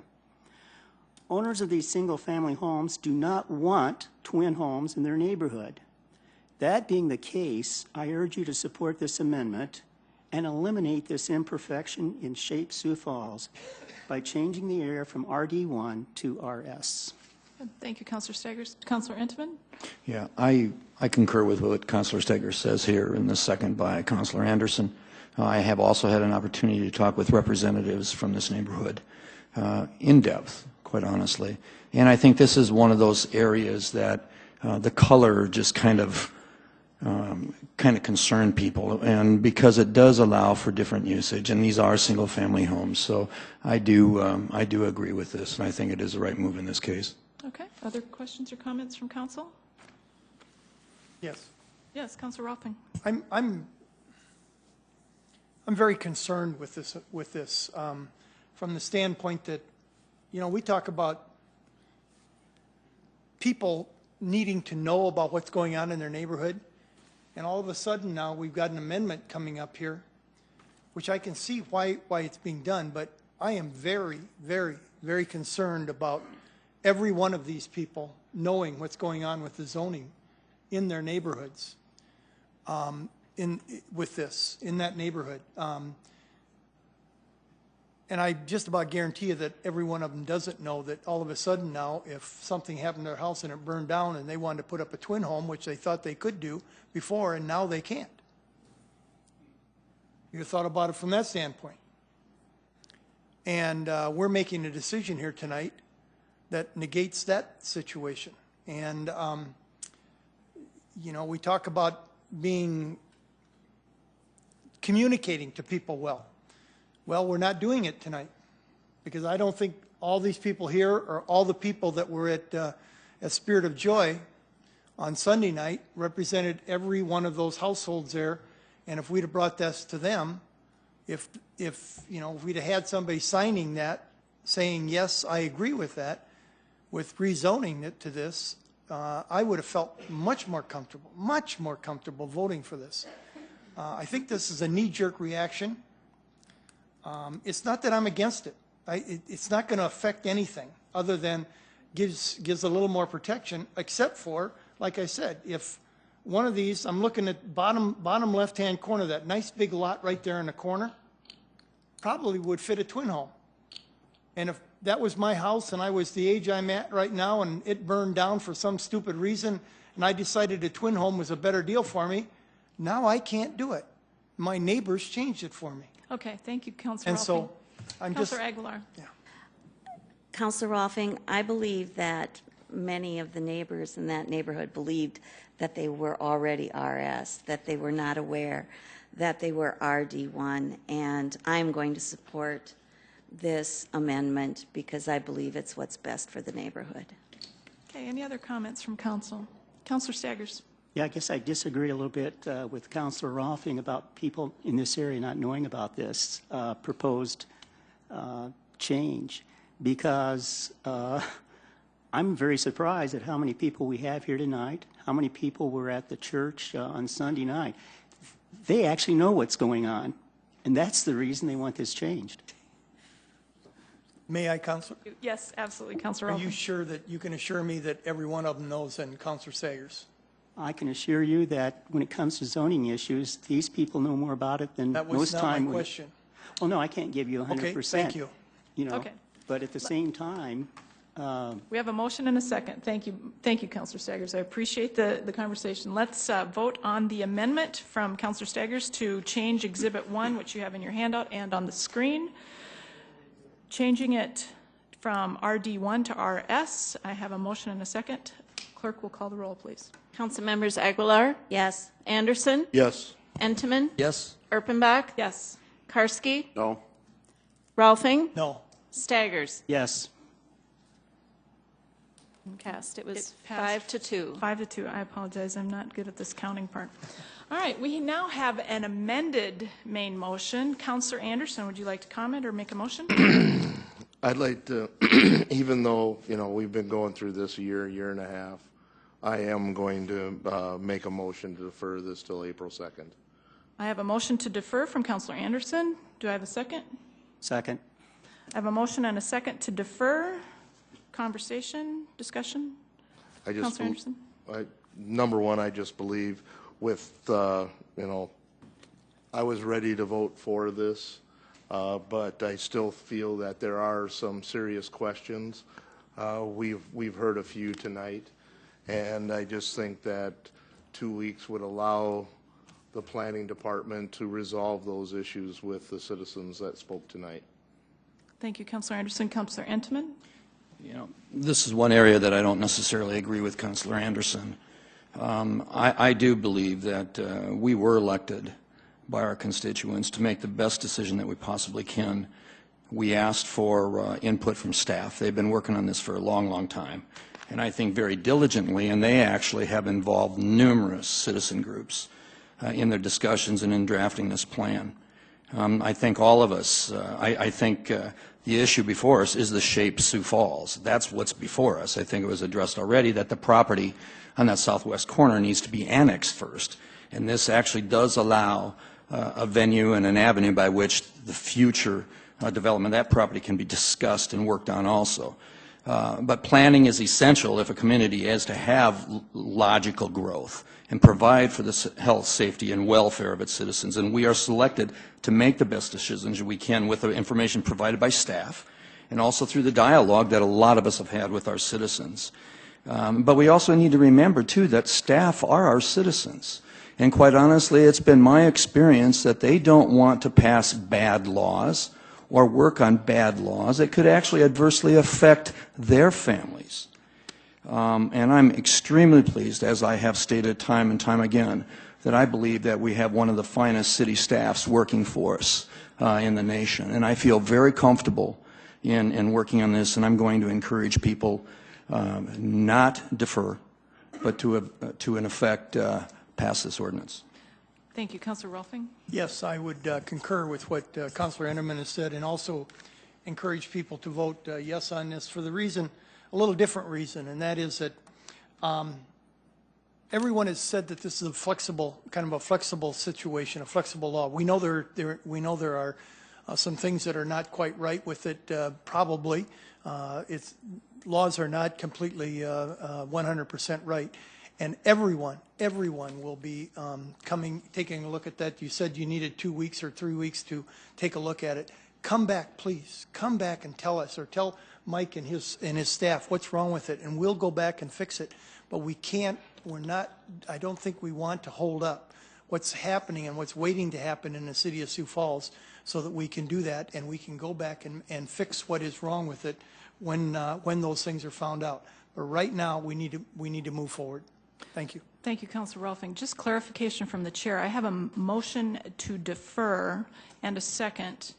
That would be an amendment to this ordinance at this point.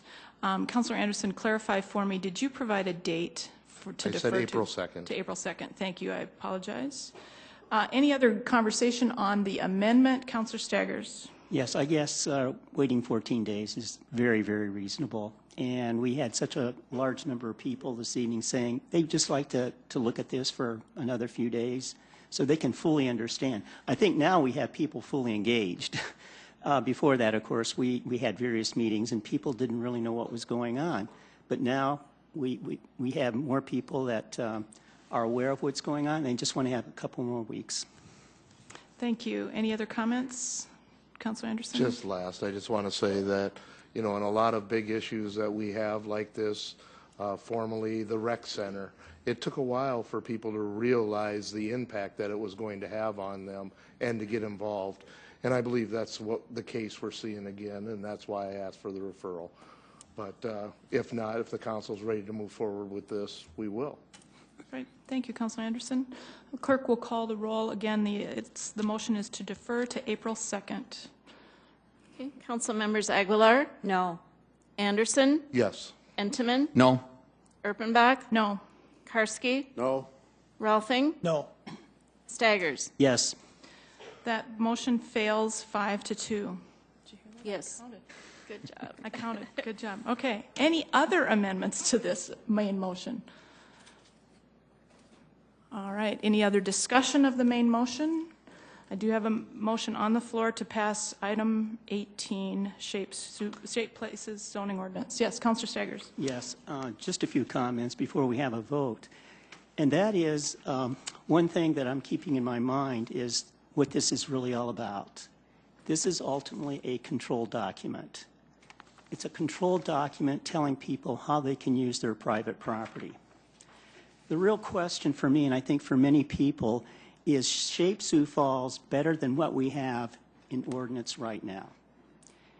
It is not a perfect document, especially the part, I think, dealing with 10% with the signage. That definitely affects businesses throughout the city. However, one important positive in Shape Sioux Falls is that we have more flexibility in regulation and less confusion for people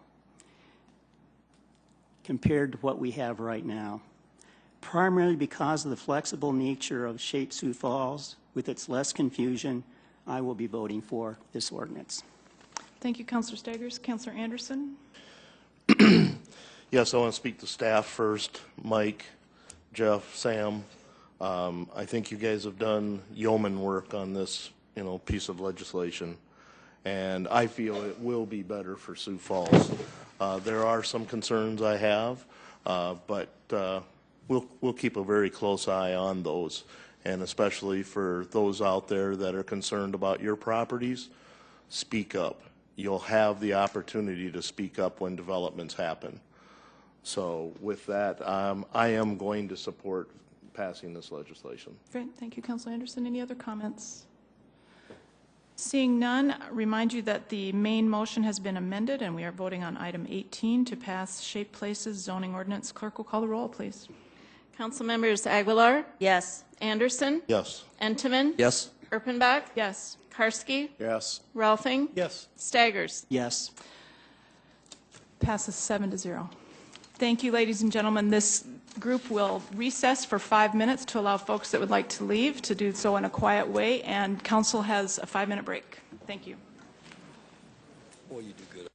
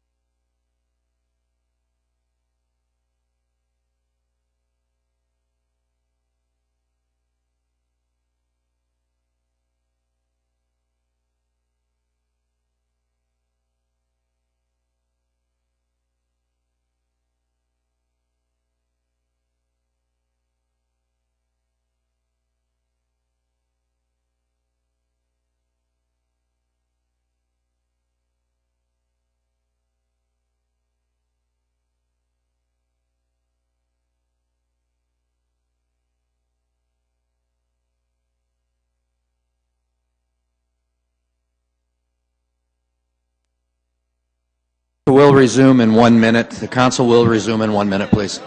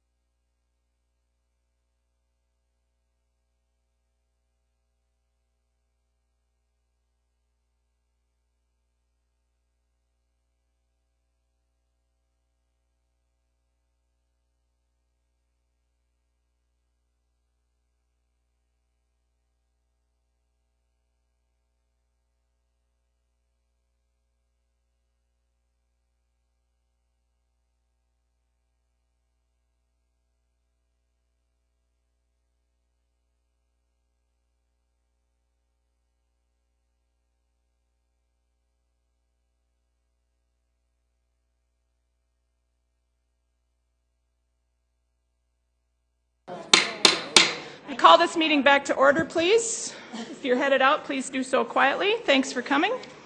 Moving on to item 19, please. 19, second reading, an ordinance of the City of Sioux Falls, South Dakota, amending the Code of Ordinances of the city by amending Chapter 51, Utility Rates and Charges, Subchapter, Storm Water Drainage System Improvement Cost Recovery. Based upon the adoption of shape places, we have classified zoning districts with the new terminology. We want to make sure that any of the engineering or any of the other ordinances have those same classifications. So you can see in the table in front of you the current zoning with the proposed zoning. So in these ordinances that I'm proposing, we'll take them one at a time. We just made sure that the fees aren't changing, the classifications aren't changing, just the zoning's changing to make sure that it's consistent with shape places. City engineering's here also tonight. On the storm drainage issue, we also changed the section of storm drainage in regards to, in the past, property owners were able to give a land dedication for storm drainage, and then we had to recoup that cost based on that land value. We're no longer doing that because it was really hard to find a land value for drainage areas. So that's been removed, and this has gone through IREB and received support. Great. Thank you, Mr. Schmidt. Ladies and gentlemen, this is a second reading. I'll take public input if anyone has any comments about item number 19. Seeing none, council, questions? Move for approval, Anderson. Second, Entenmann. I have a motion and a second to approve item 19. Discussion? Thank you. Those all in favor will say aye, and the clerk will call the roll. Sorry. Council members Aguilar? Yes. Anderson? Yes. Entenmann? Yes. Erpenbach? Yes. Karski? Yes. Rolfing? Yes. Staggers? Yes. By the time we get to the last item, I will have this figured out. I Good promise. recovery. Item number 20. Second reading, an ordinance of the City of Sioux Falls, South Dakota, amending the Code of Ordinances of the city by amending Chapter 51, Utility Rates and Charges of the ordinance. This is the cost recovery for water distribution, and when we do the water distribution, we also recover our fees based upon the zoning classification. So we are also updating the table within this ordinance also to address shape places. All right. This also is a second reading. I would ask for public input at this point if there's anyone who wants to address item 20 on the agenda. Seeing none, questions or comments? Motions, Councilor For Aguilar? approval, Anderson. Second, Aguilar. All right, I have a motion and a second for item 20. Any discussion? Clerk will call the roll. Okay, council members Aguilar? Yes. Anderson? Yes. Entenmann? Yes. Erpenbach? Yes. Karski? Yes. Rolfing? Yes. Staggers? Yes. I forget, it's 7-0. It passed 7-0. Sorry, I'm doing that wrong too. Item 21. All right, item 21, second reading, an ordinance of the City of Sioux Falls, South Dakota, amending the Code of Ordinances of the city by amending Chapter 96, Streets and Sidewalks of the ordinance. Planning Commission recommends approval. In city ordinances in regards to recovering costs for streets and sidewalks as we proceed forward, this is the cost recovery, and we're updating this table also. Not changing the fee structure, just the table in regards to how we do the zoning classification. Great, thank you. Again, a second reading. I'm looking for public input on item number 21. Seeing none, motions or comments from council?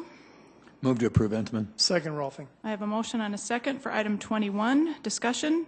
Madam Chair? Yes, Councilor Yes, Staggers. I just wanted to clarify this. This is just dealing with assessment for sidewalks. Is that right, Jeff? No, it's not. This is in regards to the recovery fees that we receive when property owners develop their land, and then we are taking those fees to build our entire street network. When we do arterial streets, the streets and the sidewalks along arterial streets. Oh, okay.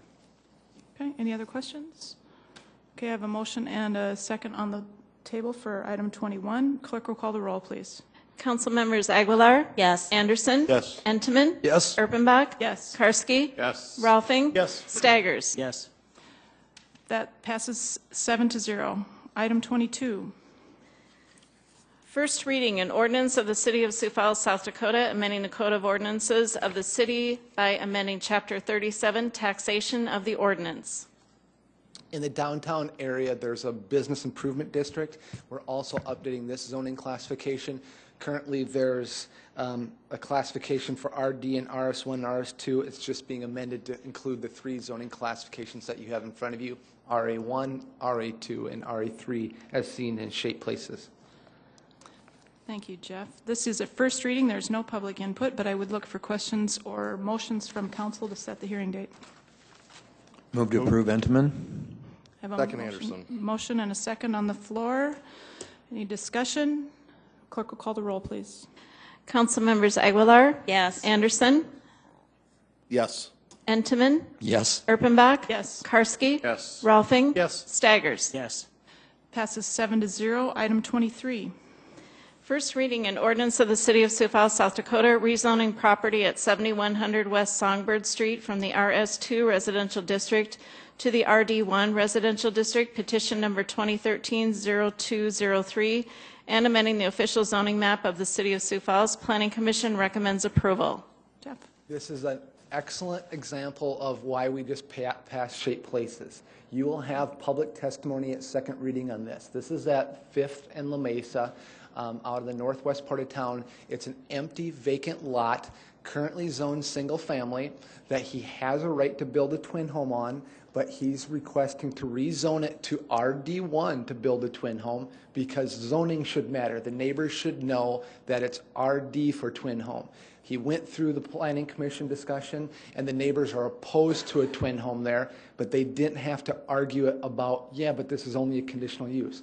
The applicant knew what he was doing. He said, I want it to be zoned correctly so the neighbors get to have that public discussion and public input on the zoning, not on the conditional use. And so you will have a first reading tonight and a second reading discussing the zoning, and you can decide whether or not you think this parcel is appropriate for RD1 for a twin home.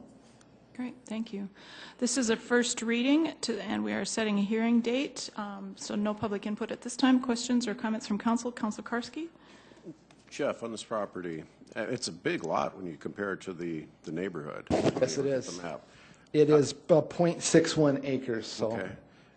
It's a single lot, and they want to put a twin home out there. If we didn't do that, could they split this lot up and make it 2 lots and do 2 single families? Would that be permitted to be done under the new zoning?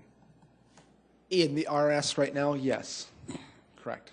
Okay, so they could split this lot, divide it into 2 lots, and put 2 homes on there? Correct. Okay. Yep. And they could do that under the new shaped places that? Also keep it as RS in the single-family district and do that today, too. Okay, thank you. Any other questions?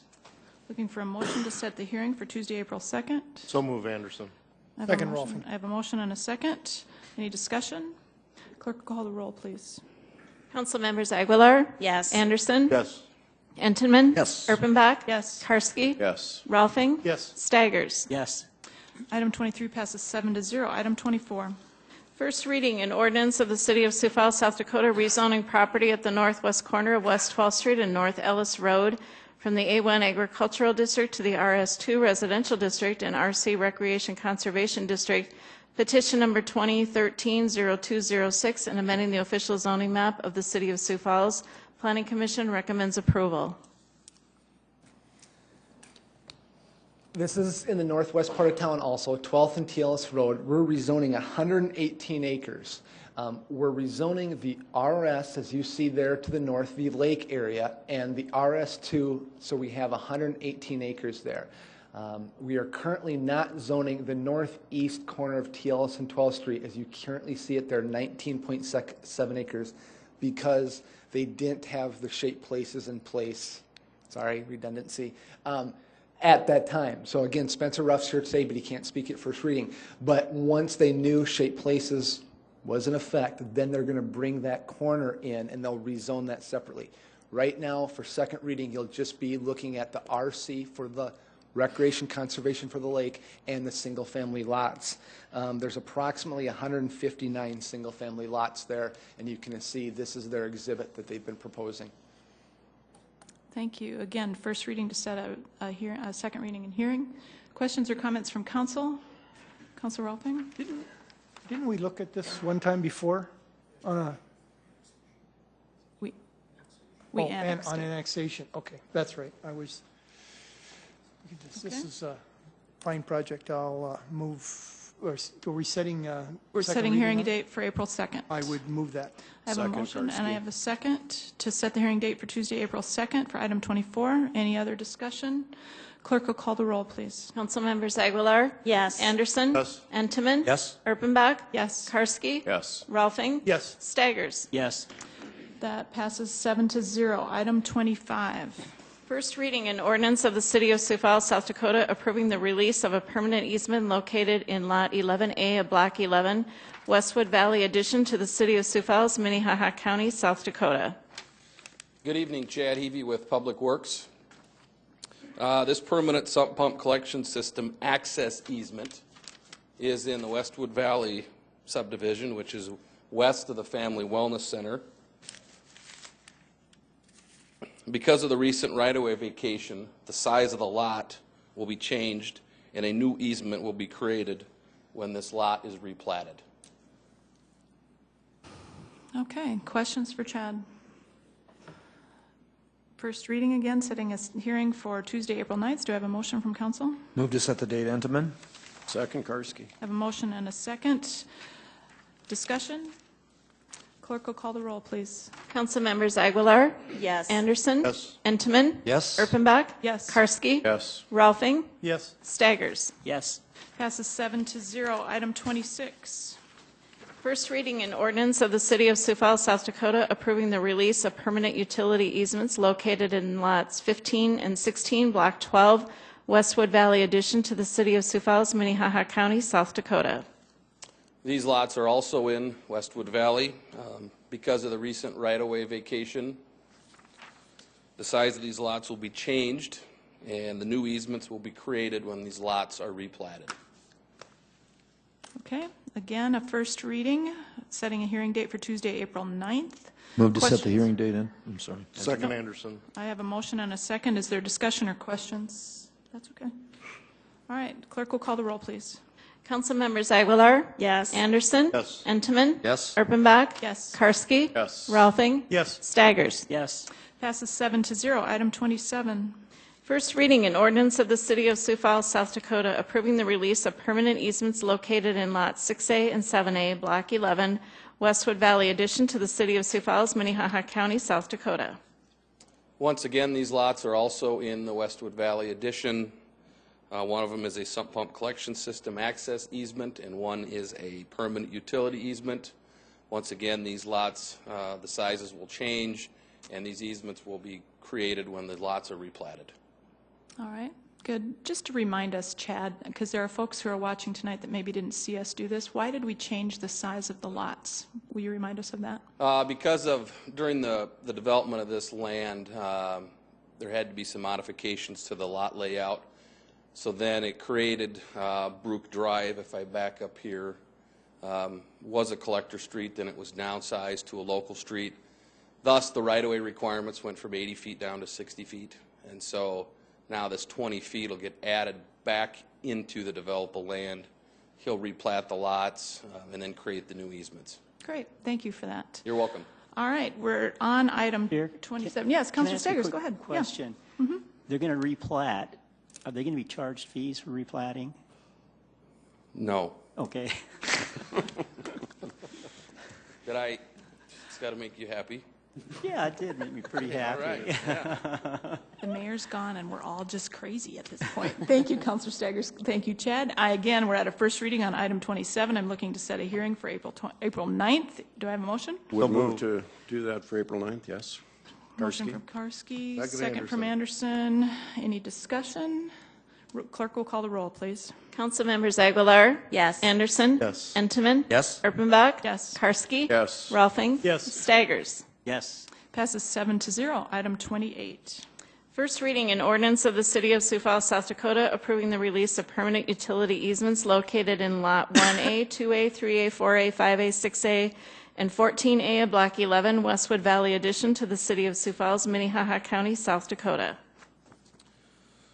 Once again, when these lots are replatted, the utility easements will be reestablished by that new plat. Great. Thank you, Chad. Again, first reading, setting a hearing for April 9th. Do I have a motion? So moved, Karski. Second, Entenmann. Motion from Karski, second from Entenmann. Any discussion? Clerk will call the roll, please.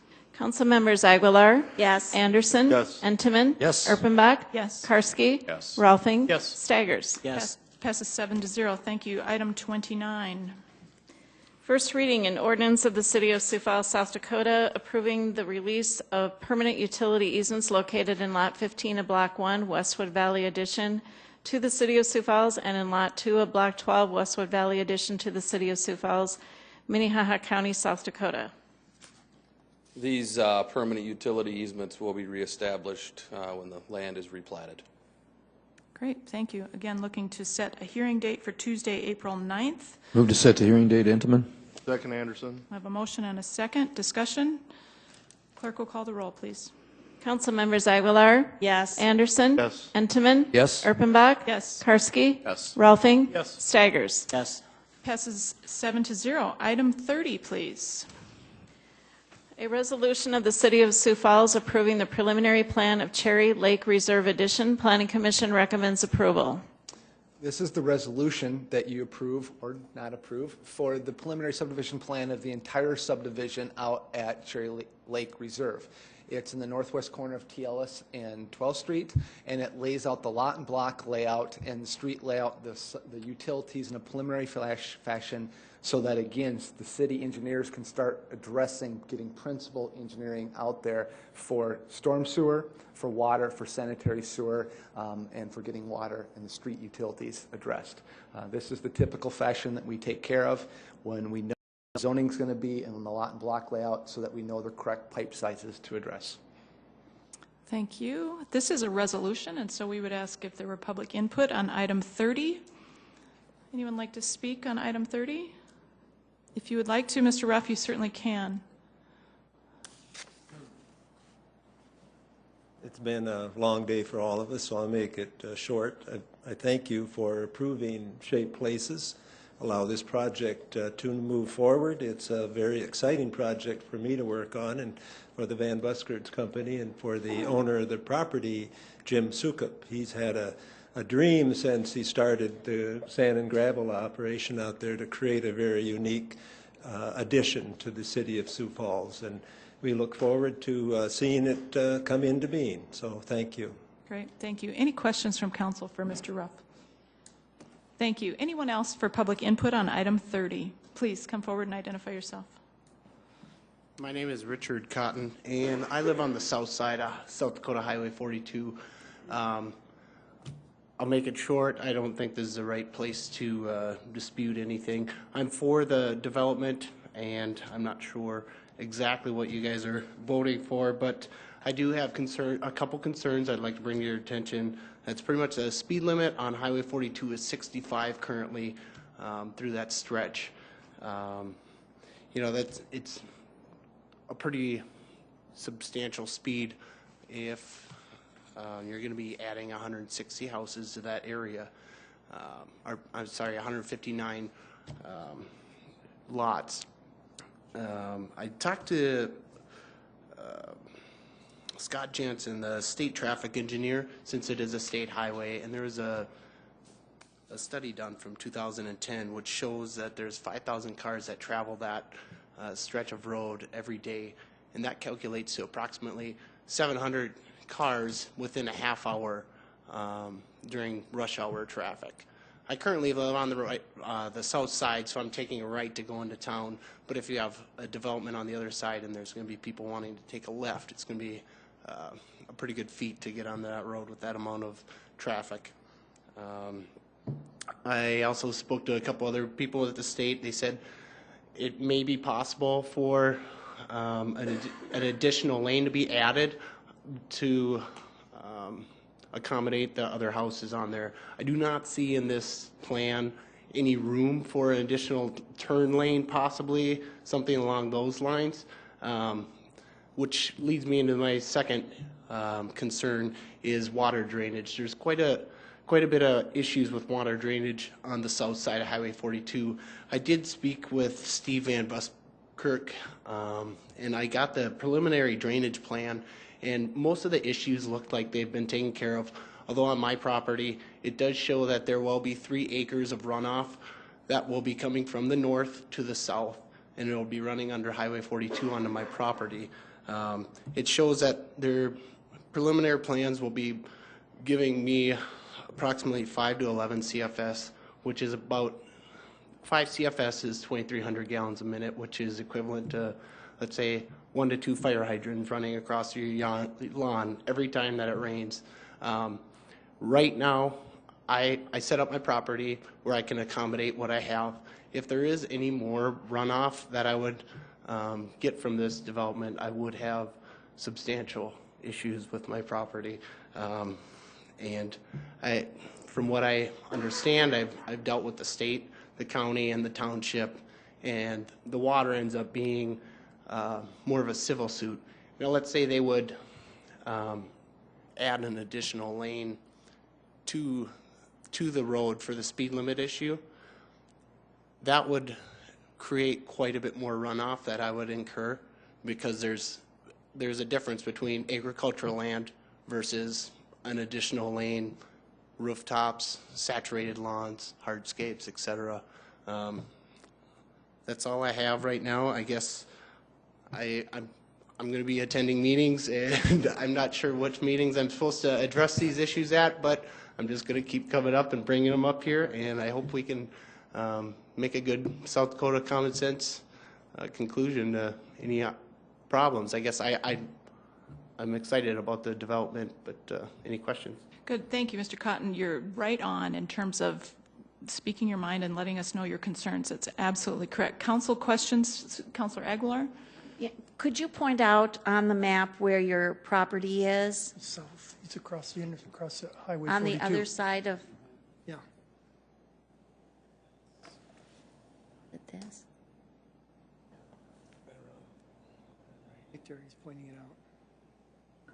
Thank you. Right in that area. You can see the drainage. The drainage would come from the north underneath Highway 42, and it will circle around back and then eventually run towards the lake. So you can see the kind of the low area in the field behind me where the water would run off to. Thank you. Councilor Anderson. When you talk about this drainage, is that the natural drainage as it is now? Yes, it is natural drainage. I contacted the state and got the design plans of the state Highway 42 when they designed that road, and it is designed to come through my property. I did not get a full understanding of how much is designed for my property, or even if my property was there when they designed the road, I guess, but yeah.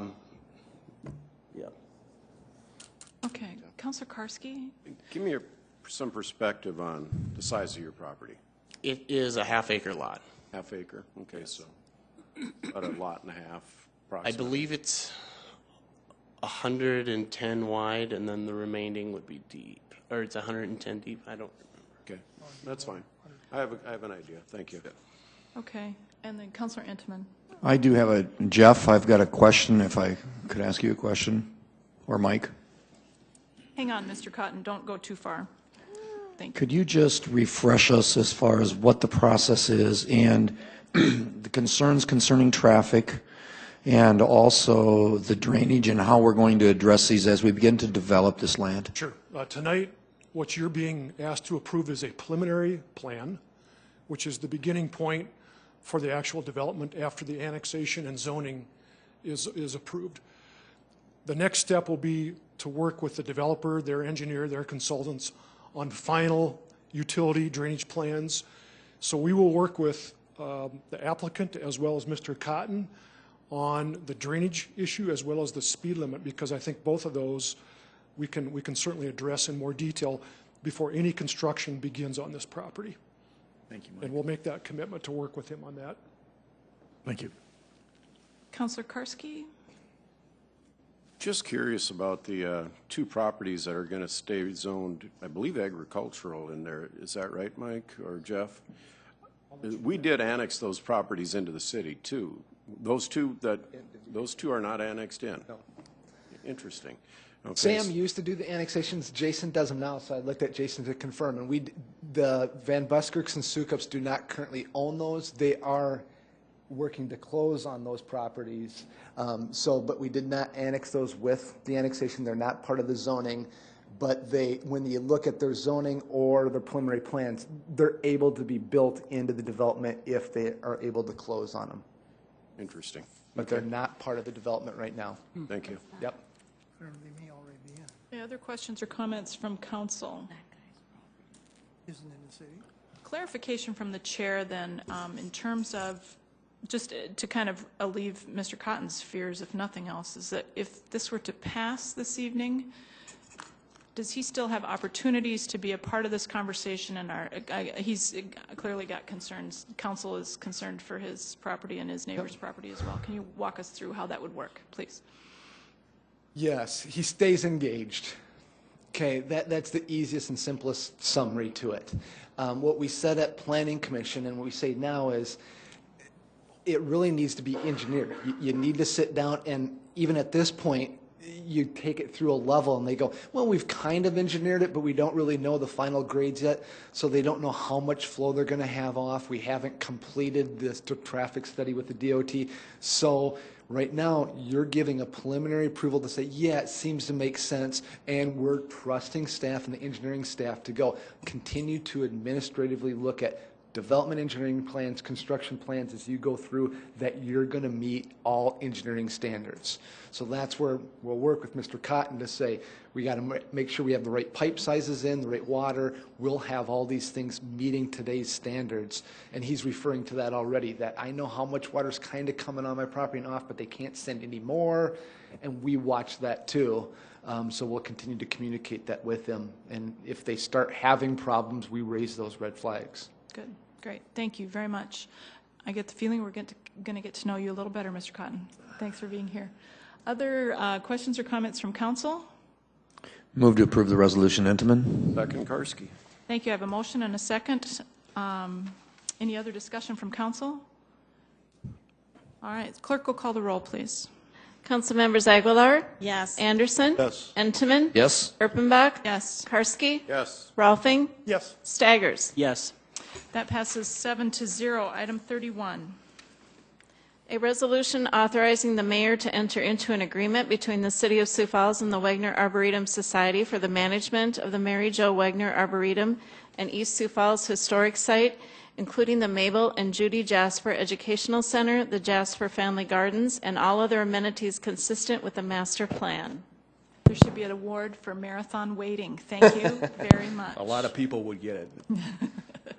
Good evening, council members. Dave Fisher, Parks and Recreation. The resolution before you tonight would allow us to enter into a management agreement with the Wagner Arboretum Society for the management of the Mary Jo Wagner Arboretum and East Sioux Falls Historic Site. What this agreement will do would be to allow us to reach the next level in our partnership with the Arboretum Society.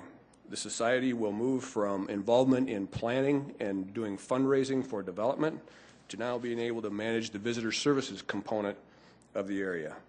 We believe the timing is good with the current construction of the Mabel and Judy Jasper Educational Center underway and scheduled for completion by the end of May. The concept of the agreement is very similar to the one that we have with Great Bear Recreation Park Incorporated. We do what we do best, which is the buildings, grounds, and equipment maintenance, and the society does what they do best. They do the programming, they do the marketing, and they do the fundraising. We're proposing about a 3.5-year agreement. That gives them, starting this summer, about 4 summer times to be out there. There are no fees that are paid to the society by this agreement, and 100% of any revenues that are raised go back into the Arboretum. Although we've patterned the agreement after the Great Bear Agreement, there are some differences that I'll point out for you. One is the utilities are paid by the city, whereas at Great Bear pays for the utilities. The second is that an annual audit is required only upon request of the city, where it's an annual deal. It's an annual requirement for Great Bear Recreation Park Incorporated. And then the length of the agreement, again, being 3.5 years as opposed to a 5-year agreement. We're proposing these differences just to be able to give the society a little bit of time to get their feet under them. This is a big step for them, and so we want to help them out as much as we can. The existing partnership has already been successful. The total value of donations from the society, which was raised during the Phase 1 and Phase 2 construction out at the Arboretum, is just under $800,000. They've also raised additional future funds in the amount of $1.5 million, bringing their total dollars raised to date at about $2.3 million. In summary, again, we feel it's a good time to be able to take this step. With the Mabel and Judy Jasper Education Center close to being finished, also spring being a great time to roll out a brand new quality of life opportunity for the community. I would also report that the Parks and Recreation Board has reviewed the agreement, recommended approval on Tuesday, February 19th, and the Arboretum Society also has reviewed the agreement and has approved the agreement on Wednesday, February 27th. With that, I'd like to introduce Mr. Chuck Gullickson, who is the president of the Wegner Arboretum Society, for just a couple comments. Thank you, Dave. Welcome, Mr. Gullickson. Good evening. Thank you, Dave, and thank you to the councilors for letting us have just a couple minutes of your time. I know it's late, so I'll be very brief, unless, of course, you have questions, in which case I'm willing to stay as long as you want to. I don't want to repeat what Dave has covered, nor do I want to repeat what we covered at the informational session for the City Council 2 weeks ago. Instead, let me just share a bit of information about what our plans are for what's coming up if this agreement is approved tonight by the Council. As Dave mentioned, the Mary Jo, the Mabel and Judy Jasper Educational Center is on the verge of being completed. It does still sit in a construction site, essentially, in that Phase 2 of the improvements for the Arboretum are still underway and will resume when spring hits here, hopefully in a few weeks. And we will finish the construction of Phase 2 of the Arboretum improvements sometime in June. At that point, we can then hit the ground running in terms of programming and activity and really opening up the doors of the Arboretum to the citizens of Sioux Falls. And so we're very excited for that opportunity. And our board has been deep into planning for this moment to get ready for this. Among other things, thanks to the generosity of a significant corporate grant for our cause, we have secured funding for additional staffing for this summer to cover staffing and keeping open the educational center for regular hours, to assist in volunteer coordination and educational activities. We have plans underway for programming for fulfilling our educational mission, booking of activities and events at the Arboretum, and fundraising, of course. So we have a lot on the board for us right now, and our board of directors for our organization is ready to roll up our sleeves and get to work. Again, I'm here to answer any questions you may have on our organization, which is a 501c3 society, which has been working with the Parks Department now for 5 years, I believe, on getting to this moment, to this stage of the development of the Arboretum. But our board realizes that if the council approves this agreement tonight, we're taking on a significant responsibility and have a major assignment that we need to fulfill for the benefit of you, the City Council, and the citizens of Sioux Falls, and we are ready for that opportunity. That said, Councilor, open to any questions you may have. Great. Thank you, Mr. Gullickson. Councilor Staggers. Yes. Do you have any idea what the estimated cost of utilities that the city will be paying each year? I would defer to Dave on that question. Dave? At this point, we don't, Counselor, because it's the first year that we'll be online out there, so to speak, although it's one building, and really the water, there's a well out there for the water, so we expect it to be fairly minimal. And then finally, how much money has the city given for the education center?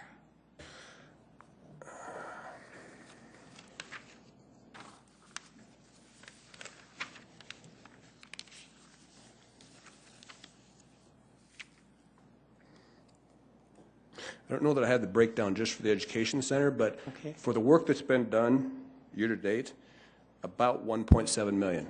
Okay, 1.7 million. Yep. Thank you. You bet. Any other questions or comments from council? Yes, Councilor Entman. Just briefly, I'd like to thank Chuck and the organization, and thank you to the donors. I think this is going to be an absolute fantastic addition to the city, and I know a lot of people that are already enjoying the facility out there. So thank you very much, and of course to our great Parks Department for coming up with a great partnership. Thank you, Councilor Entman. This is a resolution. I'm going to ask for public input first and then come back to council. Is there any other public input on item 31? Okay, Councilor Anderson. I also want to thank Mabel and Judy Jasper for the contributions they've made in our city over their lifetimes. And this will be a continuing theme for ever and ever, we hope. I move for approval. Thank you, Councilor Anderson. Do I have a second? Second, Aguilar. Then I would like all the council members that had Ms. Jasper as their teacher to raise their hands. She has 2 out of 7 tonight. Thank you so much, Judy. Any other discussion from council? Clerk will call the roll, please. Council members Aguilar? Yes. Anderson? Yes. Entman? Yes. Erpenbach? Yes. Karski? Yes. Rolfing? Yes. Staggers? Yes. That passes 7-0 from a grateful council. Thank you so much. Thank all of you. Moving on to item 32. A resolution authorizing the mayor to enter into an agreement between the City of Sioux Falls and Great Bear Recreation Park, Inc. for the management of the Great Bear Recreation Park, including an alpine skiing facility, Great Bear Lodge, and all other Great Bear facilities. This resolution will allow us to enter into a 5-year management agreement with Great Bear Recreation Park Incorporated.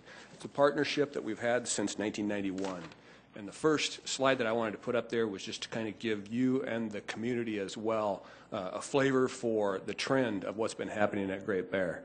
And we believe that the positive trends are due in large part to the improvements we've been able to make through the partnership, and also because of the expertise that Great Bear Recreation Park Incorporated has developed in managing the area over the years. The existing agreement will expire April 30th, 2013. The concept of the new agreement just continues to the same course with what has worked well for the last 20 years. Again, we do what we do best, which is the buildings, grounds, and equipment maintenance, and Great Bear does what they do best, which is the programming, marketing, and fundraising. We're proposing this, as I said, to be a 5-year agreement. There are no fees paid to Great Bear Recreation Park Incorporated by the city. And again, 100% of the revenues go back into the area. There are several reports that are required in the agreement that help us with our oversight of the agreement, including an annual budget, the monthly financial report, a year-end financial report, an inventory of assets, and a year-end management report. There's additional oversight also that's provided through an annual certified audit, and also the fact that the Parks and Recreation Board approves the fees that are set at Great Bear, and they also receive the year-end management report and the year-end audit report. If we look at financial performance, looking at the last 3 years, the average revenue and expenses of the years 2010 through 2012, the revenues, average revenue for a year during that time period was $1,071,000. Average expenses, $992,000, leaving a net revenue of $79,000 to be reinvested in improvements at Great Bear. The total value of donated improvements made by Great Bear Recreation Park Incorporated since 1991 is over $1.6 million. Parks and Recreation, in terms of what we put into it each year to be able to perform our responsibilities, is an approximate expenditure of about $155,000. Again, in summary, this partnership has worked well for a long time for the community. The concept of the agreement is to continue with what has worked. Great Bear is important to the community not only as a major winter recreation destination, but as a year-round recreation opportunity. I'd also like to report that the Parks and Recreation Board also reviewed and recommended approval of this agreement at their meeting on Tuesday, February 19th, and also the Great Bear Recreation Park Board of Directors approved the agreement at their meeting on Friday, February 27th. Now, if I could, I'd like to introduce Mr. Steve Sanford, who is the president of Great Bear Recreation Park Incorporated Board, for a few comments on his behalf. Good, thank you. Welcome, Mr. Sanford.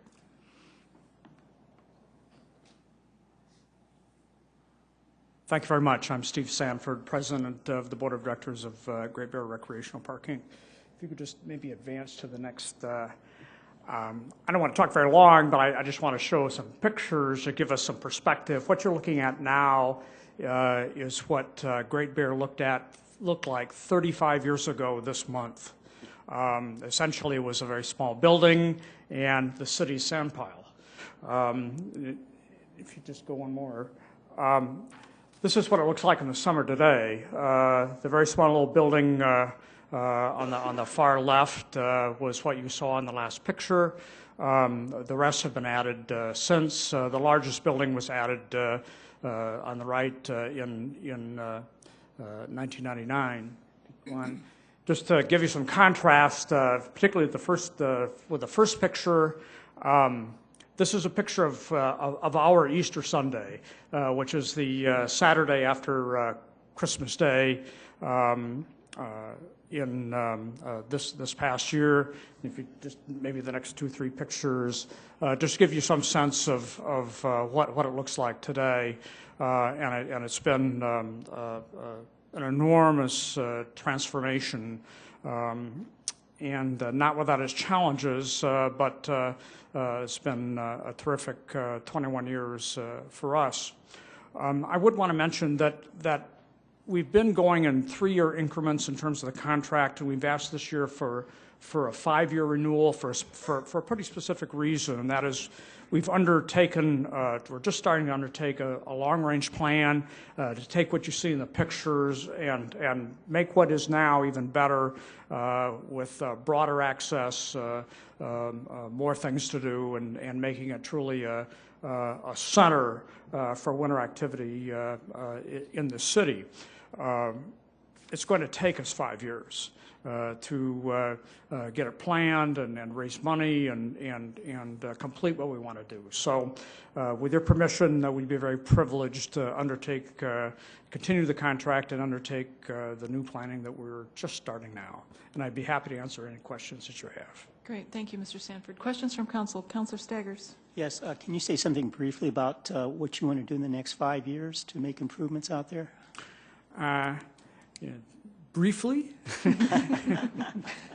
Well, I mean, we're examining, when we took this over, we had skiing, and that's it, okay? And we built the tubing hill and doubled our paid visits. Today, this year, we'll probably do about triple what we did when we started. So we're looking at expanding, okay, what else? First of all, what can we do better? We need a better little expanded teaching facility. We're looking at making better use of what you can't see in the picture, and that is the other 180 acres that the park has. We're looking at possibly controlled ice skating. If you paid attention to the ice skating rinks in the neighborhood this year, it's been a tough year. And neighborhood rinks are very, very important. I grew up in one. But we would like to become perhaps a skating venue that would be reliable regardless of the weather. Our tubing hill needs big-time changes. What you can't see in this picture is that later in the day, the way that the tubing hill was an hour. So you'd, because I mean, it's a great facility, but it needs to be bigger. We need to transport people up the hill better. And so people who come in there are very loyal. We come from all over, but we need to provide, the facility needs to be better to provide a better service. We need some different kind of lifts in various areas, so the tubing hill is probably the biggest single issue for us. But we're always thinking about, okay, how can we make ourselves fun for more people? And so that's really the focus of our long-range plan. There's a lot more, but it's late. Thank you. Great, thank you. Other questions or comments from council? Thank you, Mr. Sanford. Thank you. This is a resolution, so I'd ask for any other public comment at this time. Seeing none, I'm looking for a motion from council. Move to approve, Entman. Karski. I have a motion from Entman, second from Karski. Any other discussion? Clerk will call the roll, please. Council members Aguilar? Yes. Anderson? Yes. Entman? Yes. Erpenbach? Yes. Karski? Yes. Rolfing? Yes. Staggers? Yes. Passes 7-0. Thank you all very much. It's an exciting process. Item 33. A resolution of the City of Sioux Falls, South Dakota, correcting the legal description of annexation resolution number 7-13, correction to 2012-1119, 26th Street and Katy Avenue, southwest corner. We annexed this property by resolution at City Council a few months ago, and you can see in the exhibit it's in Section 28, but when the resolution went to Minnehaha County, it actually said Section 29. That was a staff error, and so we're just correcting the staff error to make sure everything says Section 28. Great, thank you. Any public comment on this item, item 33? Looking for a motion from Move to council? approve, Karski. Second, Anderson. I have a motion and a second. Any other discussion? Clerk will call the roll, please. Council members Aguilar? Yes. Anderson? Entman? Yes. Erpenbach? Yes. Karski? Yes. Rolfing? Yes. Staggers? Yes. That motion passes 7-0. I would ask for a motion to adjourn. Second. I need a motion. So moved. All right. From Entman, second from Rolfing. All those in favor say aye. Aye. Aye. Those opposed, same sign. This meeting is adjourned.